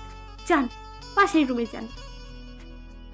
আরে আমি তো রামিসার কথা বলছিলাম। নামটা শুনেই চলে উঠলাম আপন শক্তিতে। তো যান, ওই রামিসার কাছেই যান। আমার কানের কাছে মুখ নিয়ে এসে বলল। রামিসা আমার ছোট্ট বোন, আমেরিকাতে থাকে। তখন একটু ভ্যাবাচাকা খেয়ে গেলাম। বোন? আর আমি কি না কি ভাবছি। এটা বললেই তো হতো, ছোট বোন। শুধু শুধু এত হেয়ালি করলেন কেন? তুমি জেলাস হলে না? অনেক কিউট লাগে দেখতে, তাই। ঘুমোতে দেন আমাকে, খালি ডিস্টার্ব করে। ভার্সিটি থেকে এসে বাসায় ঢুকলাম। অনেক টায়ার্ড আমি। শাওয়ার নিয়ে বের হয়েই কফি বানালাম। কফি খেতে খেতে বারান্দায় বসে পড়ছি। এমন সময় কলিং বেল বাজলো। কে আসলো এখন? হৃদয় তো এই সময় আসে না। তাহলে দরজা খুলে দেখলাম একটা মেয়ে দাঁড়িয়ে আছে, পরনে শার্ট আর জিন্স, চোখে সানগ্লাস। আমাকে দেখে সানগ্লাস চোখ থেকে খুলে যত্ন করে ব্যাগে রাখলো। বিশ্বের সেরা সুন্দরীর একটা তালিকা করলে মনে হচ্ছে এই মেয়ে অনায়াসে সেই তালিকায় ঢুকে পড়বে, কিন্তু দেখে মনে হচ্ছে না। মেয়েটার সৌন্দর্যে না, কাজে বিশ্বাসী। কিছু মানুষকে দেখলে ওরকম মনে হয়। সেও ওই মানুষগুলোর একজন। মেয়েটা হাসতো, তবে হাসিটা আন্তরিক না, প্রফেশনাল হাসি। মনে হচ্ছে আমার চাকরির ইন্টারভিউ নেবে। আমি কিছু বলার আগেই সে বলল, তুমি কি অহনা? জি, আমি অহনা। মেয়েটা হাত বাড়িয়ে দিয়ে বলল, আমি রামিসা, হৃদয়ের আদরের একমাত্র ছোট বোন। It's a pleasure to finally meet you. আমি হাত বাড়িয়ে হ্যান্ডশেক করলাম। হৃদয়ের ছোট বোন না আমেরিকায় থাকে? ও এখানে আসলো কেমনে? রামিসা আমার দিকে কিছুক্ষণ তাকিয়ে বলল, ভিতরে আসতে পারি? ইস, অবাক হয়ে আর ভেতরে আসতেই বলতে ভুলে গিয়েছি। হ্যাঁ হ্যাঁ, আসুন। রামিসা ভেতরে ঢুকে চারিদিকে চোখ বোলালো, যেন কোনো খুঁত খোঁজার চেষ্টা করছে। পাবে না, আমি জানি, কারণ হৃদয় এমনিতেই গোছানো। তার উপর আমি অবসর সময়ে আরো গুছিয়ে দিই, তাই আমার বাসা সব সময় ঝকঝকে থাকে। খুঁত খুঁজতে খুঁজতে সে ড্রয়িং রুমে চলে আসলো। আমি তার হাঁটার ভঙ্গি খুব লক্ষ্য করছি। সে হাঁটে এমন ভাবে যেন এই জায়গায় সবকিছুই তার। বড়ই বিচিত্র মেয়ে। রামিসা সোফায় বসে ব্যাগে কি যেন ঘাঁটতে লাগলো। আমি বললাম, আমি চা বানিয়ে নিয়ে আসি। সে হাতের ইশারায় আমাকে না করলো। এরপর ইশারাতেই সামনের সোফায় বসতে বলল। আমি তাজ্জব হয়ে গেলাম। আমার বাসা, আমাকেই মেহমান মনে করছে। সে হালকা গলা খাকরানি দিল, মনে হচ্ছে কিছু বলার জন্য শুরু করছিল। পরে কিছু বলল না। আমি শুরু করলাম, আচ্ছা তুমি না আমেরিকায় থাকো?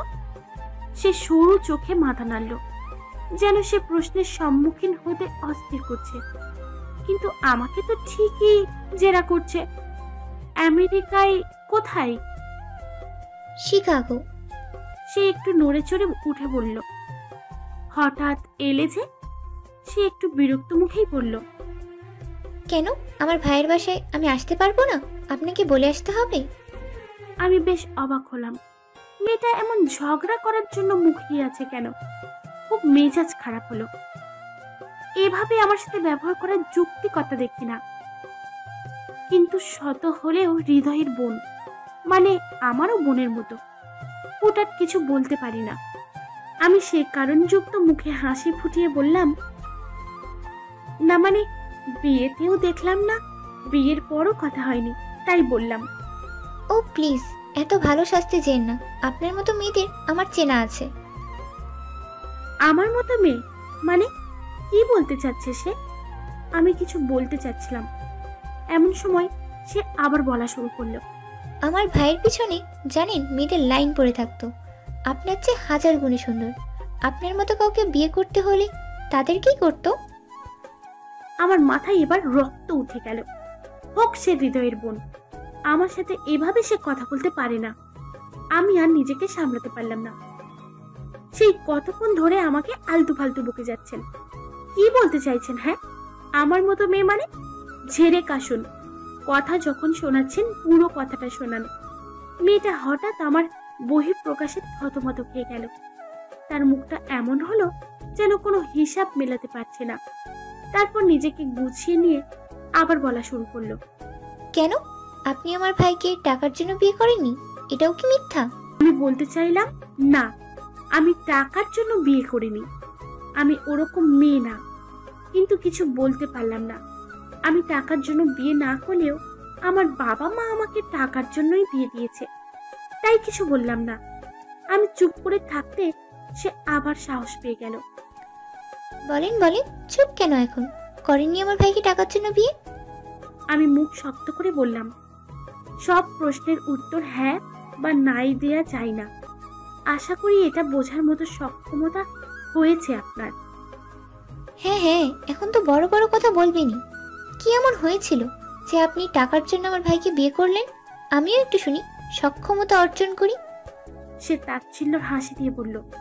আমিও হাসি মুখে বললাম, তা না হয় আপনার ভাইয়ের কাছ থেকেই জিজ্ঞাসা করলেন, কারণ আমি জানি আমি যা বলবো সেটা আপনি বিশ্বাস করবেন না। সে মুখ পাকা করে তাকিয়ে থাকলো আমার দিকে, তারপর হঠাৎ ফিক করে হেসে দিল। আমি তো অবাক হয়ে গেলাম। ডাইনি হঠাৎ দেবী রূপ ধারণ করলো কেমনে? সে ঝকঝকে দাঁত বের করে হাসতে হাসতে বলল, সরি ভাবি, একজন সচ্চর ননদ হিসেবে আমার নৈতিক দায়িত্ব তোমাকে বাজিয়ে দেখা, তাই করছিলাম। বাজিয়ে দেখা মানে? ওহো ভাবি, বাজিয়ে দেখা মানে তুমি কেমন, বিভিন্ন পরিস্থিতিতে তুমি কেমনে সামাল দাও, এসব আর কি। আমি বেবকুব বনে গেলাম। কি হচ্ছে বুঝতে পারছি না। নিজেকে সামনে নিয়ে বললাম, তাহলে যা যা তুমি বলেছ সেটা তুমি মন থেকে বলনি? সে কিছুক্ষণ ভেবে বলল, বর্তমানে না। বর্তমানে না মানে? মানে আগে আমার এরকম ধারণা ছিল, তাই তো বিয়েতে আসিনি। তারপর ভাইয়ার সাথে ভালো মতো কথাও বলিনি।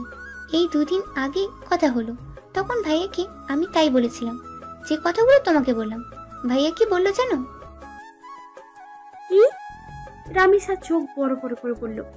ইয়া বিশাল ধমক দিল আমাকে, তার প্রিয় ছোট বোনকে। ভাইয়া কখনো আমাকে বকা দেয়নি, যাই হোক না কেন। আর ওই দিন আমাকে ধমক দিল রীতিমতো। তারপর তোমার ঘটনা খুলে বলল।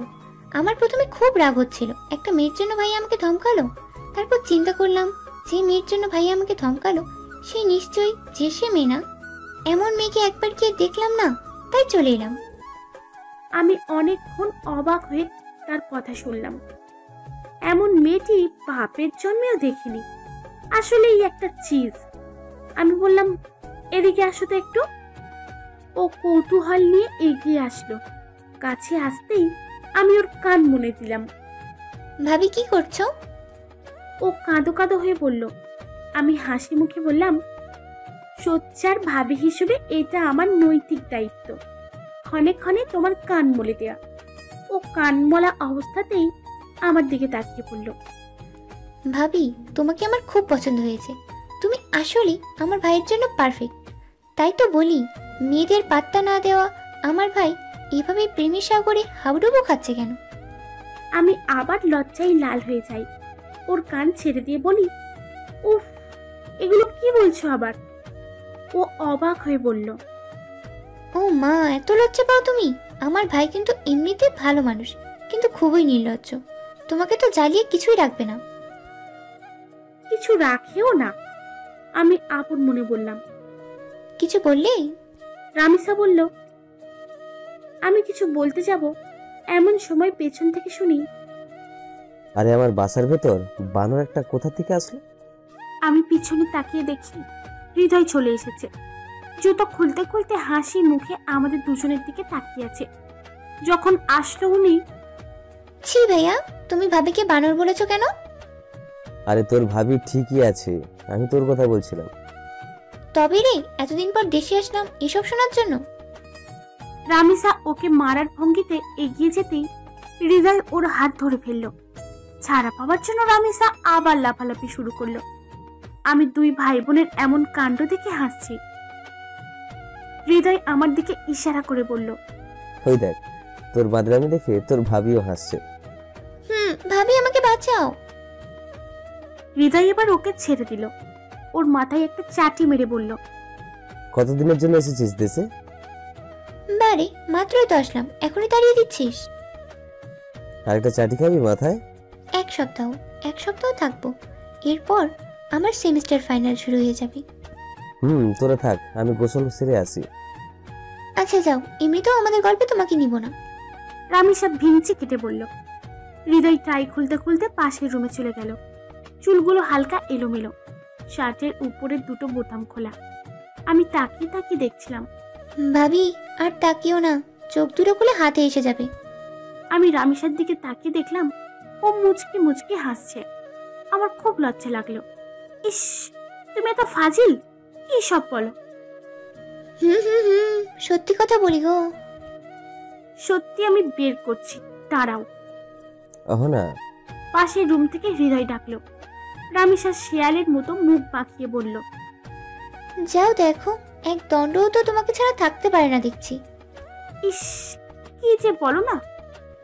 যাও যাও দেখো কি যাচ্ছে। আমি ততক্ষণ রুমে আমার জিনিসপাতি গুছিয়ে নি। আমি লজ্জায় লাল হয়ে প্রস্থান করলাম। রুমে এসে দেখি উনি নেই। বাথরুমে শাওয়ারের শব্দ পাচ্ছি। আমি দরজায় টোকা দিয়ে বললাম, আমাকে ডেকেছেন?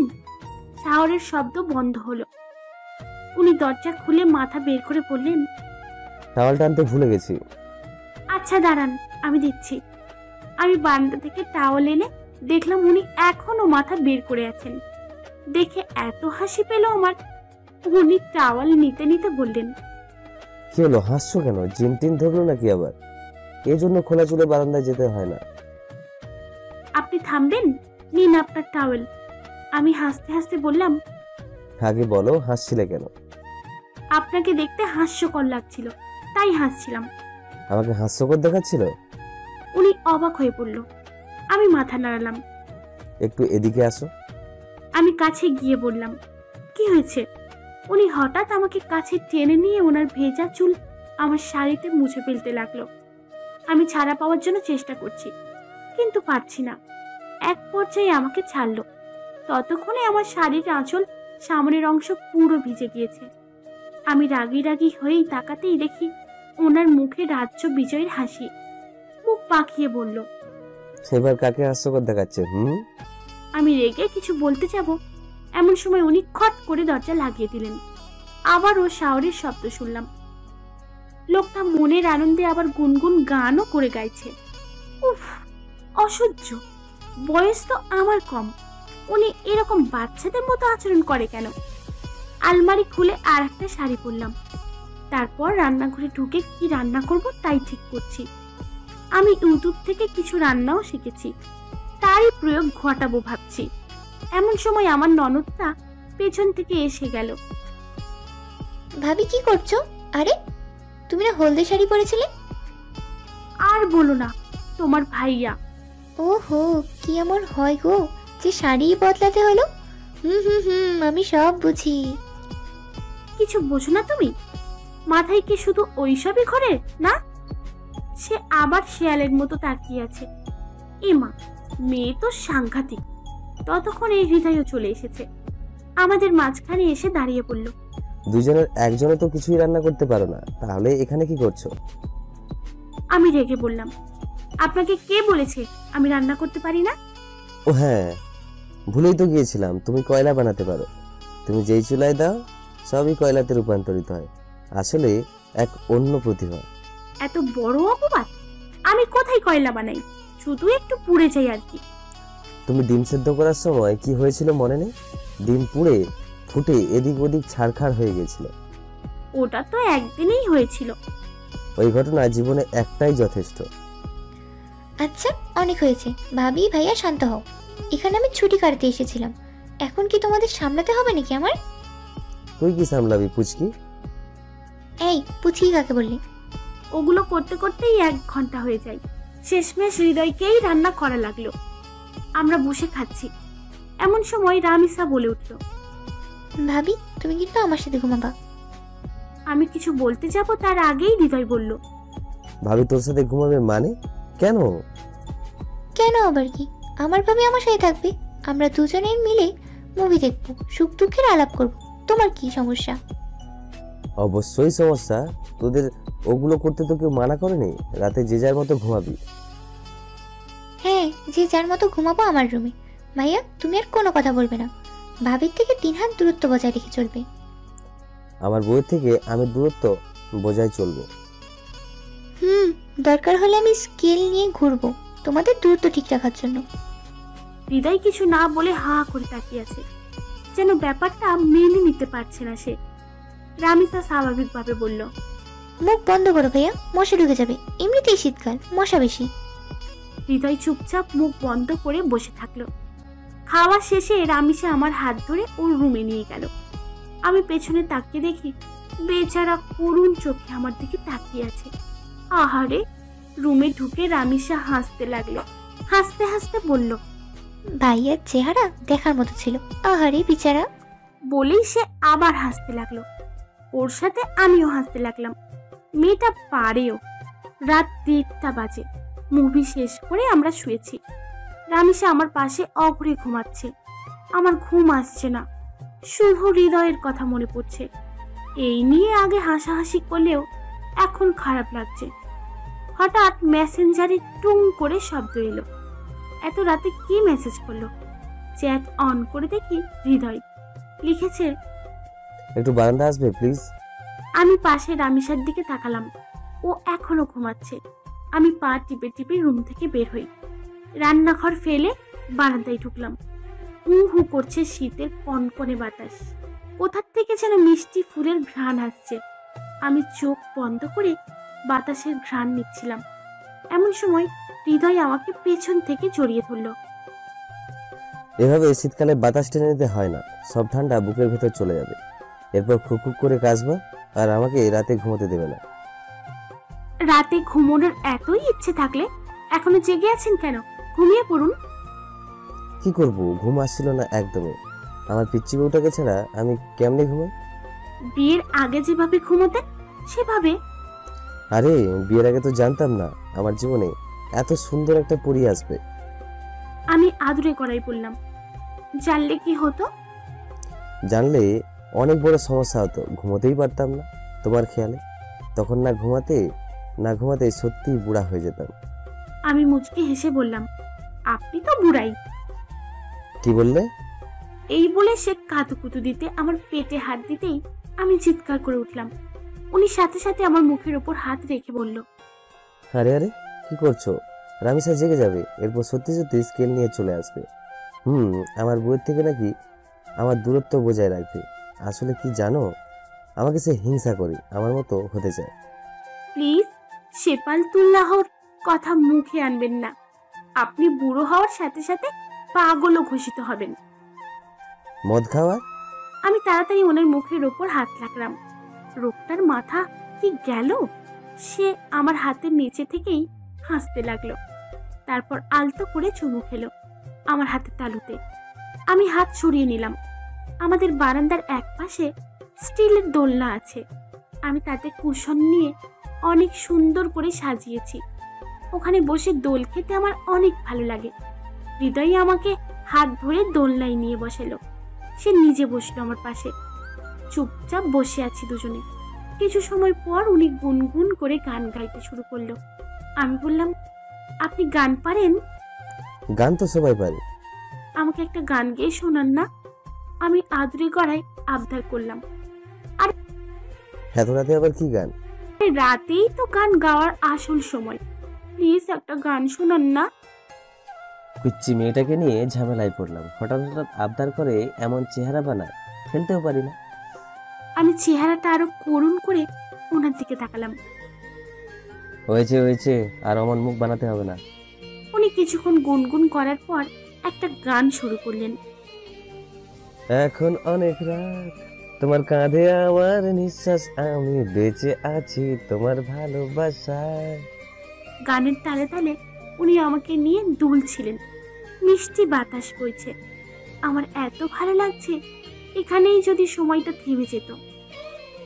গান শেষ করেই পাশে তাকিয়ে দেখি ম্যাডাম দিব্য আমার কাঁধে মাথা রেখে ঘুমিয়ে পড়েছে। আমি রেখে হাসলাম, পুরোই বাচ্চা একটা। ভাবলাম একটু রোমান্স করব, তার কিছুই হবে না। আমি তার মিষ্টি চেহারার দিকে তাকিয়ে থাকি কিছুক্ষণ। আমি ভাবতেই পারিনি আমার জীবনে এমন কোনো দিন আসবে। জীবনে অনেক মেয়ে ছিল, কিন্তু কারো প্রতি কখনোই ভালোবাসা হয়নি। আর আজকে মনে হচ্ছে ভালোবাসার সমুদ্রে ভেসে যাচ্ছি আমি। এতে ডুবে মরে গেলেও আপত্তি থাকবে না আমার। অহনাকে কোলে তুলে আমি রামিসা রুমে নিয়ে যাই। দরজা হালকা করে ভেজানো ছিল। খুব সাবধানে নিয়ে ওর রামিসার পাশে শুইয়ে দিই। এরপর আস্তে করে অহনার কপালে চুমু খেয়ে রুম থেকে বেরিয়ে যায়। এখনই নাহলে উঠে জোর করে শুরু করবে। সকালে অ্যালার্মের শব্দে ঘুম ভাঙলো। পাশে তাকিয়ে দেখি অহনা নেই। ঘুম থেকে উঠে চারিদিকে তাকালাম, কিছুই চিনতে পারছি না। কোথায় আমি? ও হ্যাঁ, আমি তো গেস্ট রুমে রামিসার সাথে ঘুমিয়েছিলাম। কিন্তু মাঝরাতে বারান্দায় হৃদয়ের সাথে থাকার পর তো আমার কিছু মনেই যাচ্ছে না কি হয়েছিল। Good morning. পাশে তাকিয়ে দেখি রামিসা বসে আছে, হাতে একটা বই। Good morning. কটা বাজে? সোয়া 10টার মতো। আমি তড়িঘড়ি করে খাট থেকে নামলাম। একটু ব্যথাও পেলাম, কিন্তু ওটা নিয়ে ভাবার সময় নেই। আমি রুমে গিয়ে দেখলাম উনি নেই, কোথাও নেই। থাকবেন না জানতাম। ওনার অফিস পৌঁছানোর টাইম 9টায়। ভাইয়াকে খুঁজছো? ও তো চলে গেছে। তোর মরার মতো ঘুমিয়েছিলাম, আর উনি সব কাজ একা করলো। এমনিতেও একা একাই করে, কিন্তু তারপরেও ইস, যাওয়ার সময় দেখাও করতে পারলাম না। বারান্দার দিকে চোখ পড়তেই কালকে রাতের কথা মনে পড়লো। কি মধুর, কি মায়াবী। সারা জীবন কাটিয়ে দিতে পারতাম এভাবে আমি। আর কি সুন্দর করে উনি গান গেয়ে শোনালো। এরপর হাই হাই, এরপর তো আমি ঘুমিয়েই পড়েছিলাম। আমার খুব কান্না পেতে লাগলো। উনি এত সুন্দর করে গান গেয়ে শোনালো, আর আমি ঘুমিয়ে পড়লাম। নিশ্চয়ই পরে কোলে করে নিয়ে গিয়েছিলেন। টেবিলের ওপর সাজানো নাস্তা দেখে আমি প্রায় কেঁদেই দিলাম। উনি এত ভালো কেন, আর আমি এমন অমানুষ? কি হয়েছে ভাবি, তোমার চোখে পানি কেন? আমার এত মন খারাপ হলো যে কিছুই বলতে পারলাম না। আরে একদিন ভাইয়া দেখা না করে চলে গেছে বলে এত মন খারাপ? আমি ফুপিয়ে ফুপিয়ে কাঁদতে শুরু করলাম। আরে এতে কাদার কি আছে, ভাইয়ের সাথে অফিসে গিয়ে দেখা করে আসলেই হয়। আরে এটা তো ভাবিনি। রামিসা, তুমি একটা genius. Thank you so much. দেখো, থ্যাঙ্কস বলে আমাকে ছোট করো না। তুমি বড়, তোমাদের প্রথম বাচ্চার নাম রামিসা রেখো, আমি অতই খুশি। ওরে পাজি রে, আমি ওর কান বলে দিতে গিয়েই হাসতে হাসতে সরে যাই। আমার মাথায় খুব চমৎকার আইডিয়া এসেছে ভাবি। তুমি এক কাজ করো, ভাইয়ের পছন্দের খাবার বানিয়ে যাও। দেখো, ভাইয়া খুশিতে আত্মহারা হয়ে যাবে। এই ভালো আইডিয়া। ওনার প্রিয় খাবার কি? সরিষার তেলের তেহেরি, ওটার উপরে আমার ভাইয়ের জন্য খাবার নেই। বাহ, আমি তেহারি রান্না করব, দেখেছিলাম একবার। আর ইউটিউবে তো আছেই, করে ফেলতে পারবো মনে হয়। দেখি, দুপুর হতে চললো, আমি রান্না শেষ করে ফেললাম। বলতেই হবে, তেহারিটা খাসা হয়েছে। ভাগ্যিস আমার সহকারী হিসেবে রামিসা ছিল। ও না থাকলে সব ভেস্তে যেত। আমার খুব খিদে পেয়েছে, ইচ্ছে করছে এখনই তেহারিটা খেয়ে ফেলি, এত সুন্দর গন্ধ হয়েছে। কিন্তু না, আমি ওনার সাথেই খাবো। রামিসাকে একটু খেতে দিয়ে আমি গোসল করে নতুন শাড়ি পরি। এই শাড়িটা আমার অনেক প্রিয়। গাঢ় সবুজের উপর হালকা সোনালি কাজ। যত্ন করে চোখে কাজল দিলাম, ঠোঁটে হালকা গোলাপি লিপস্টিক দিলাম। বেশি আর কিছু লাগালাম না, আমাকে আবার বেশি মেকআপে ভালো লাগে না। শাড়ির আঁচল ঠিক করতে করতে রুম থেকে বের হতেই শীষ বাজানোর শব্দ পাই। মাথা উঠিয়ে দেখি রামিসা হাঁ করে তাকিয়ে আছে। আমি বললাম, কি হলো, এভাবে তাকিয়ে আছো কেন? রামিসা কিছুক্ষণ খাবি খেয়ে বলল, ভাবি, তোমাকে আজ তো পরীর মতো লাগছে। তোর ফাজিল। সত্যি?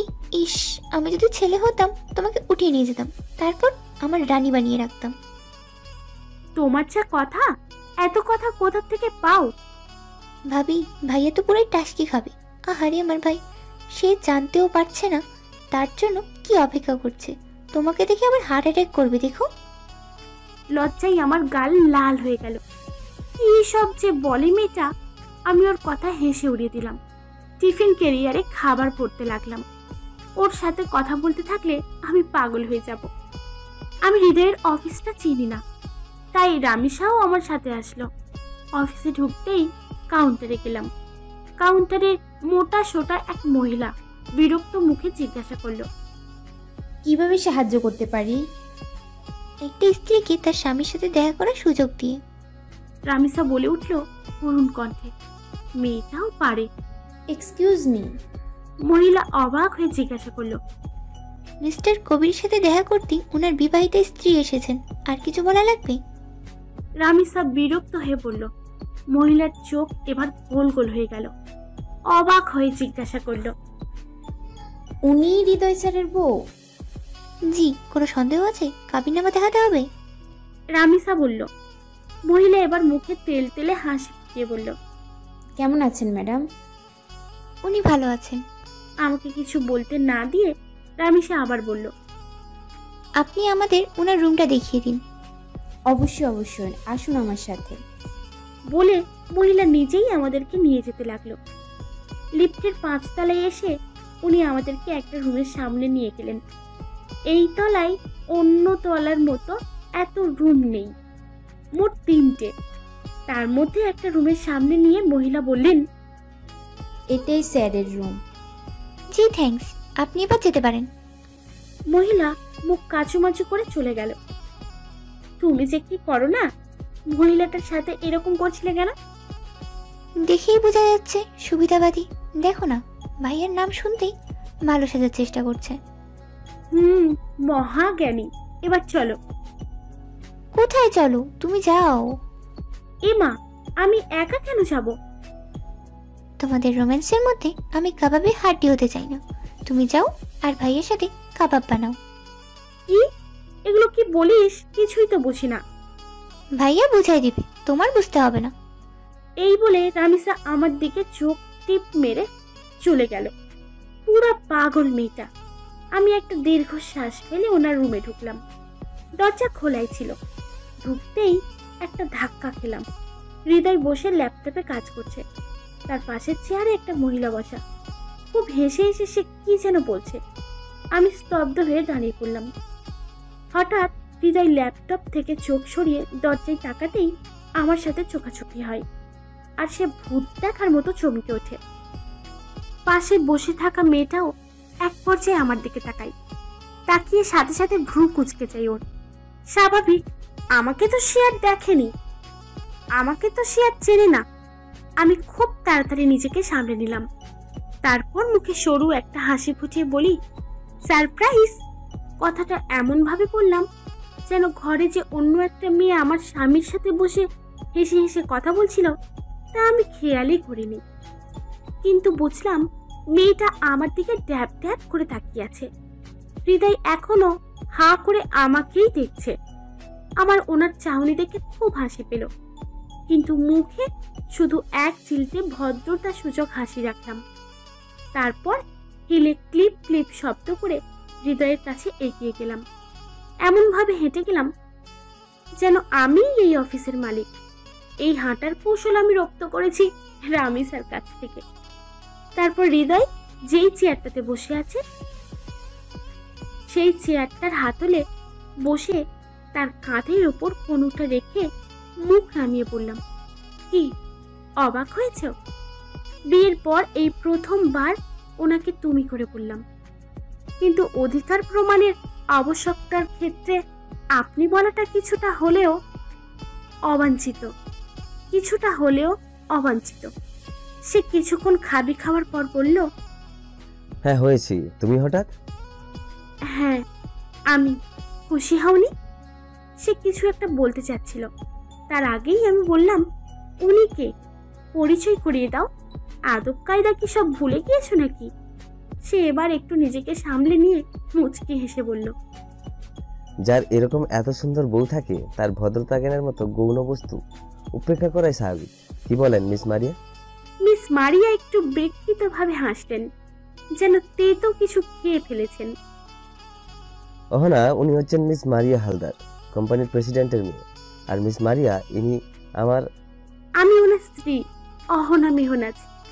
Pleasure to meet you. আমি হৃদয়কে কথা না শেষ করতে দিয়ে মারিয়ার দিকে হ্যান্ডশেক করার জন্য হাত বাড়ালাম। সে আমসি হাসিটা ঠোঁটে রেখেই আমার সাথে হ্যান্ডশেক করলো। বারবার সে আমাদের দুজনের মাঝে তাকাচ্ছে। মনে পড়ছে। মনে হচ্ছে মহিলা ভেতরে ভেতরে জ্বলে পুড়ে ছাই হয়ে যাচ্ছে। তার মনটা আরো একটু ছাই বানানো যাক। আমি হৃদয়ের কাঁধে খানিকটা হেলান দিয়ে আদুরে গলায় বললাম, বলো তো আমি কি এনেছি? কেন? সে আমার দিকে তাকিয়ে বলল। আমি খুশিয়ে বললাম, একটা সারপ্রাইজ দিতে এসেছি। তুমি এসেছো এটাই তো অনেক বড় সারপ্রাইজ। উফ, চিন্তা করো। সে কিছুক্ষণ চিন্তা করে বলল, পারছি না, বলে দাও। আমি তখন আমার ব্যাগ থেকে টিফিন ক্যারিয়ার বের করে তাকে দিলাম। সে হতবাক হয়ে নিল আমার হাত থেকে। তারপর বলল, এতে কি আছে? আমি রহস্যময় হাসি দিয়ে বললাম, খুলেই দেখো না। চোখের কোণা দিয়ে লক্ষ্য করলাম মারিয়া জোরে জোরে নিঃশ্বাস দিচ্ছে আর হৃদয়ের দিকে তাকিয়ে আছে। হৃদয় সেদিকে মাথা ঘামাচ্ছে না, বরং মহা উৎসাহে টিফিন ক্যারিয়ার নাড়াচাড়া করে বোঝার চেষ্টা করছে এতে কি আছে। আমি কোনো মতে হাসি আটকে রেখে বললাম, এভাবে নাড়াচাড়া করলে কিভাবে বুঝবে কি আছে? খুলে দেখো। এবার সে বদ্ধ সংকল্প হয়ে টিফিন ক্যারিয়ারের ঢাকনা খোলা শুরু করলো। ঢাকনা খুলে সে যখন দেখলো ভেতরে কি আছে, তার চোখ রসগোল্লার মতো গোল গোল হয়ে গেল, যেন যক্ষের ধনের সন্ধান পেয়েছে। আবেগে আপ্লুত হয়ে দর্থ কণ্ঠে বলল, এটা সিরিয়াস তেলের তাহারি না? আমি মাথা নেড়ে বললাম, সাথে কালো মাংস ভুনা। ও আমার দিকে এমন ভাবে আমার দিকে তাকালো যেন আমার সাক্ষাৎ ফেরেশতা। তুমি রান্না শিখলে কিভাবে? আমি ভাব নিয়ে বললাম, রান্না করা কি কোনো কঠিন কাজ নাকি? এটা আমার জন্য কোনো ব্যাপারই না। ও সরু চোখে মুচকি হাসি দিয়ে বলল, তাহলে এতদিন কয়লা রেঁধে খাওয়ালে কেন? একদম বাজে কথা বলবে না, আমি কিন্তু তেহারি নিয়ে চলে যাব। ও তাড়াতাড়ি টিফিন ক্যারিয়ারটা বুকে চেপে ধরে বাচ্চাদের মতো বলল, আমার তেহারি? আমি মুখ বাঁকিয়ে বললাম, পুরা বাচ্চা, শুধু শুধু বয়স বেড়ে বুড়ো হয়ে গেছে। তাহলে আমি চলে যাচ্ছি বলে উঠে যাচ্ছিলাম, ও আমাকেও বুকে চেপে ধরল। আমার বউ? আমি হেসে ফেললাম, সব ওনার। এমন সময় চেহার টানার শব্দ পেলাম। মুখ ফিরিয়ে দেখি মারিয়া উঠে দাঁড়িয়েছে। ও যে এখানে ছিল তা তো ভুলেই গিয়েছিলাম। হৃদয়ও মনে হয় ভুলে গিয়েছিল। ভ্রুকুচকে ওর দিকে তাকিয়ে আছে, যার অর্থ এই মহিলা এখনো এখানে কি করছে। মারিয়া কোনো মতে একটা হাসি দিয়ে বলল, আমার কিছু কাজ আছে, আজ উঠি। আমি বললাম, আরে যাচ্ছেন কেন? আমাদের সাথে লাঞ্চ করে যান, আমি তেহেরি বানিয়ে এনেছি। মারিয়া কিছু একটা বলতে চাচ্ছিল, তার আগে হৃদয় বলে উঠল, কেন? এটা আমার তেহারি, আমি কাউকে দেব না। মারিয়া মুখ কটফট করে বলল, আমার এমনিতেও খিদে পাইনি। এই বলে সে চলে গেল। যাওয়ার আগে শব্দ করে দরজা লাগিয়ে গেল। ধাক্কার তোড়ে দরজার পাশে লাগানো ছবির ফ্রেমটা এখনো দুলছে। আমি ওটার দিকেই তাকিয়ে আছি। হঠাৎ পেছন থেকে হৃদয় জড়িয়ে ধরলো আমাকে। আমি তার হাতের উপর হাত রাখলাম। আমাকে নিয়ে আস্তে আস্তে দুলছে।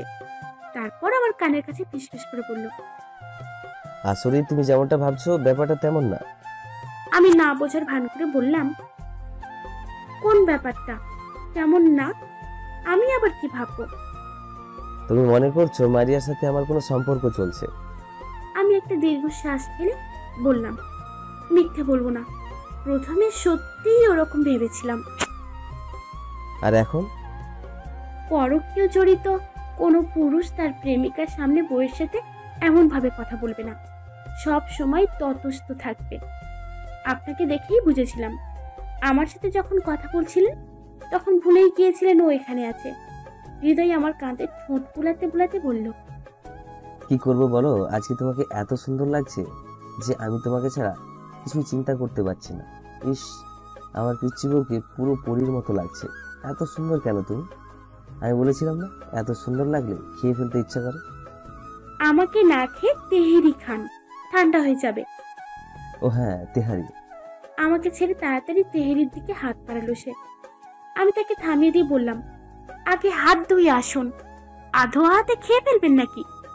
ও হ্যাঁ, দেখলে তেহারি দেখলে আর মাথা ঠিক থাকে না। তারপর উনি ওয়াশরুমে গেলেন হাত ধুতে। আমি ততক্ষণে ওনার ফাইলগুলো একপাশে রেখে গোছাচ্ছি। উনি ফিরে এসে চেয়ারে বসে খাওয়া শুরু করলেন। আমার খুব ভয় লাগছে, যদি ভালো না হয়। উনি শুধু খেয়েই যাচ্ছেন, কিছু বলছেন না। খুব মন খারাপ হলো, আমাকে কিছুই বলছেন না। তারপর আমি নিজেই হালকা গলা খাঁকিয়ে দিয়ে বললাম, কেমন হয়েছে? উনি তারপরেও কিছু বললেন না, খেয়েই যাচ্ছেন। আমি সেই সকাল থেকে কিছু না খেয়ে আপনার জন্য তেহেরি বানিয়েছি, কিছু তো বলুন। এবার উনি মুখ তুলে আমার দিকে তাকিয়ে বললেন, তুমি এখনো কিছু খাওনি? আমি না বোধক ভাবে মাথা নাড়লাম। উনি হঠাৎ এক হাতে আমার কোমর জড়িয়ে আমাকে ওনার কোলে বসিয়ে দিল। তারপর উনি এক লোপা খাবার নিয়ে বলল, দেখি হাঁ করো। আমি হাঁ করলাম আর উনি আমাকে খাইয়ে দিতে লাগলো। আমি ওনার বুকে ঠেস দিয়ে বসে আছি।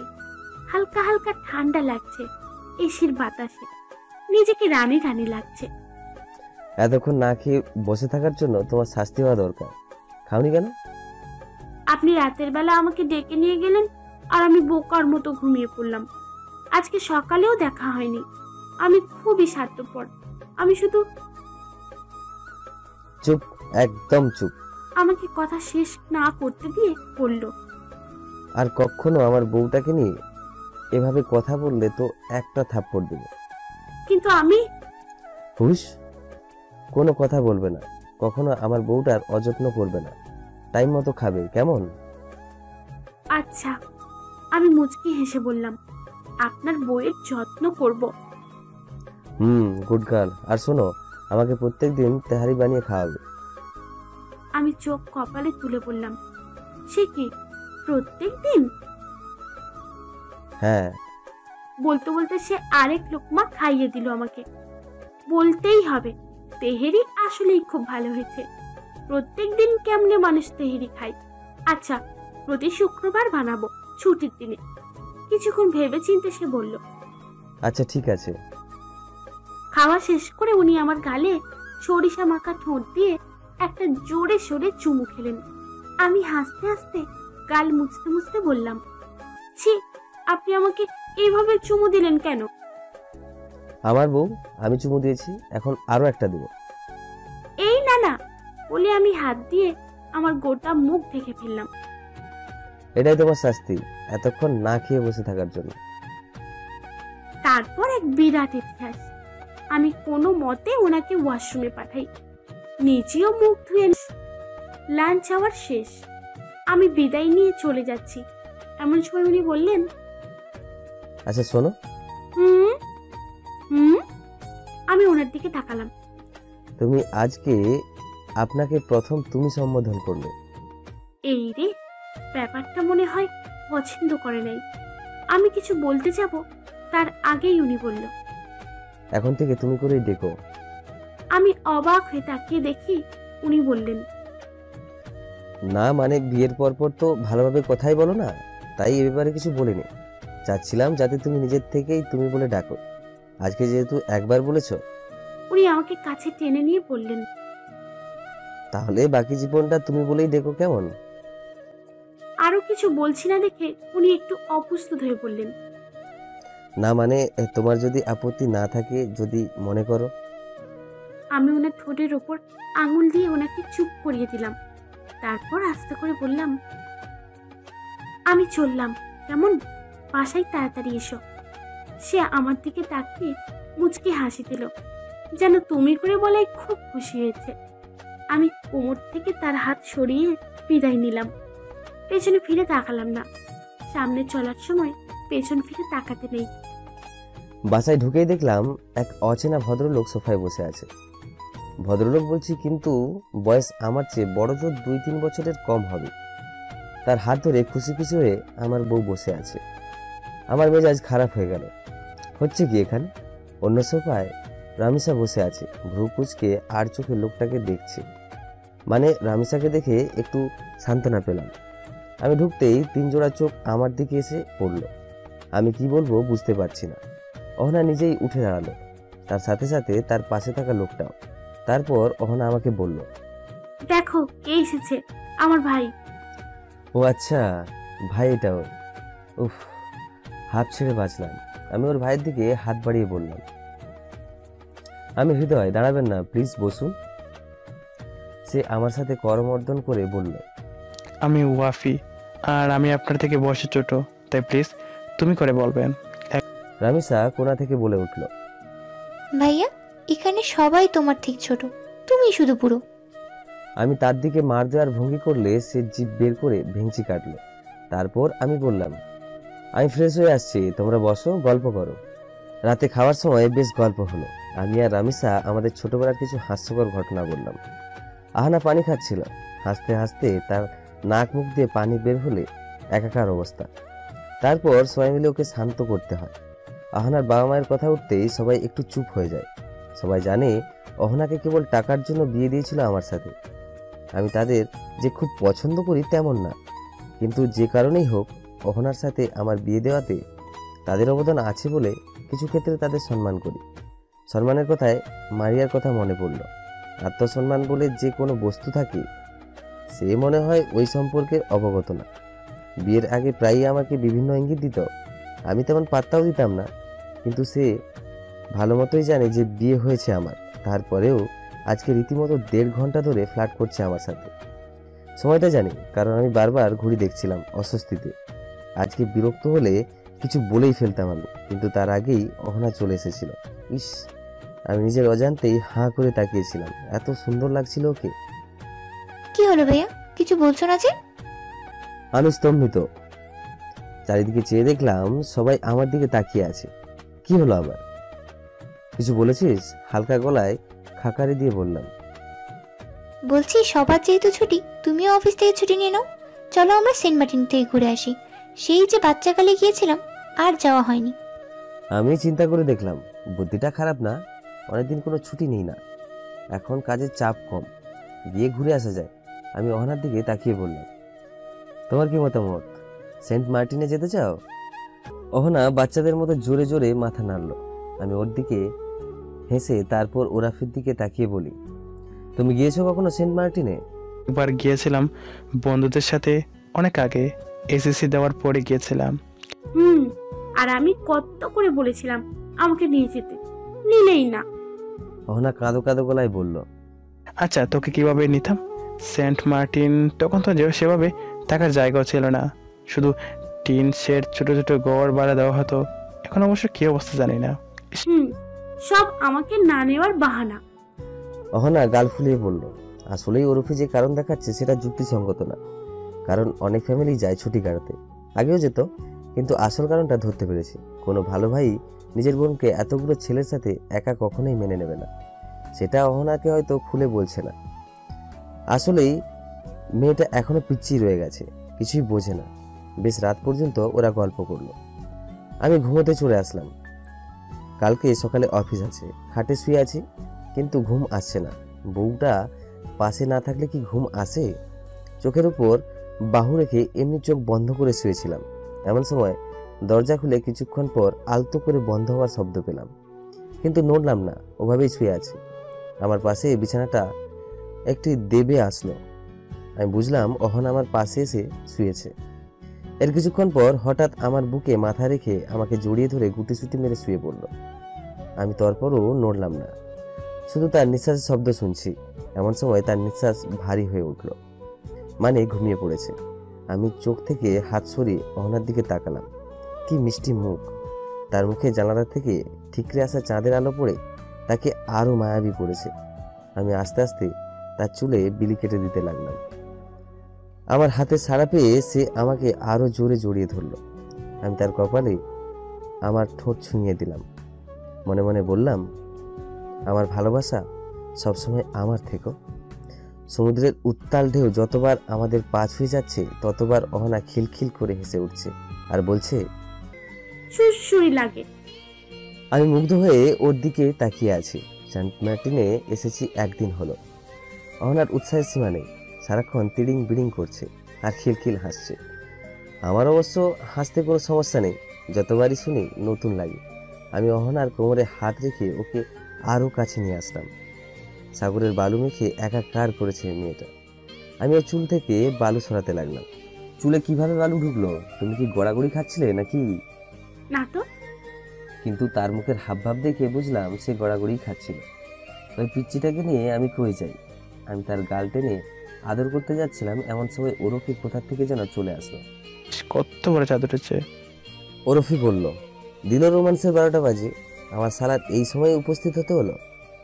হ্যাঁ ভাইয়া, মনে আছে আকাশে এত বড় চাঁদ উঠলে আমরা ছাদে লুকোচুরি খেলতে যেতাম।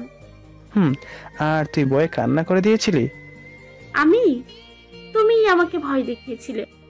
হা হা করে হেসে উঠলো ওরফি। আহানা বলল, ভাইয়া তুমি এখানটাই আমাদের পাশে বসো, খুব ভালো লাগছে। দুঃখে কই যাই আমি? ভাই তো বোঝেই না, বোন তো আরো বোঝে না। ওরফি বসতে যাচ্ছিল, এমন সময় দেবী রূপে আমার বোন প্রকট হলো। আরে আপনি এখানে কি করছেন? আপনাকে আমি খুঁজছি, চলেন আমার সাথে। আমাকে? হ্যাঁ আপনাকে, চলুন এবার। রামিসা ওর হাত ধরে ওকে টেনে নিয়ে যেতে লাগলো। শুনতে পেলাম ওরফি বলছে, কোথায় যাচ্ছি আমরা? আরে চলুন না বলছি। 100 বছর বাঁচুক আমার বোন। আমি অহনাকে আমার বুকের মধ্যে নিয়ে বললাম, এই পিচ্ছি, এত বোকা কেন তুমি? ও গাল ফুলিয়ে বলল, আমি কেন বোকা হতে যাব? এই যে এত ভালোবাসি তারপরেও কিছু বোঝো না। ও আমার দিকে অবাক হয়ে কিছুক্ষণ তাকিয়ে থাকলো। চাঁদের আলোয় দেখতে পেলাম ওর গাল দুটো লাল হয়ে উঠেছে।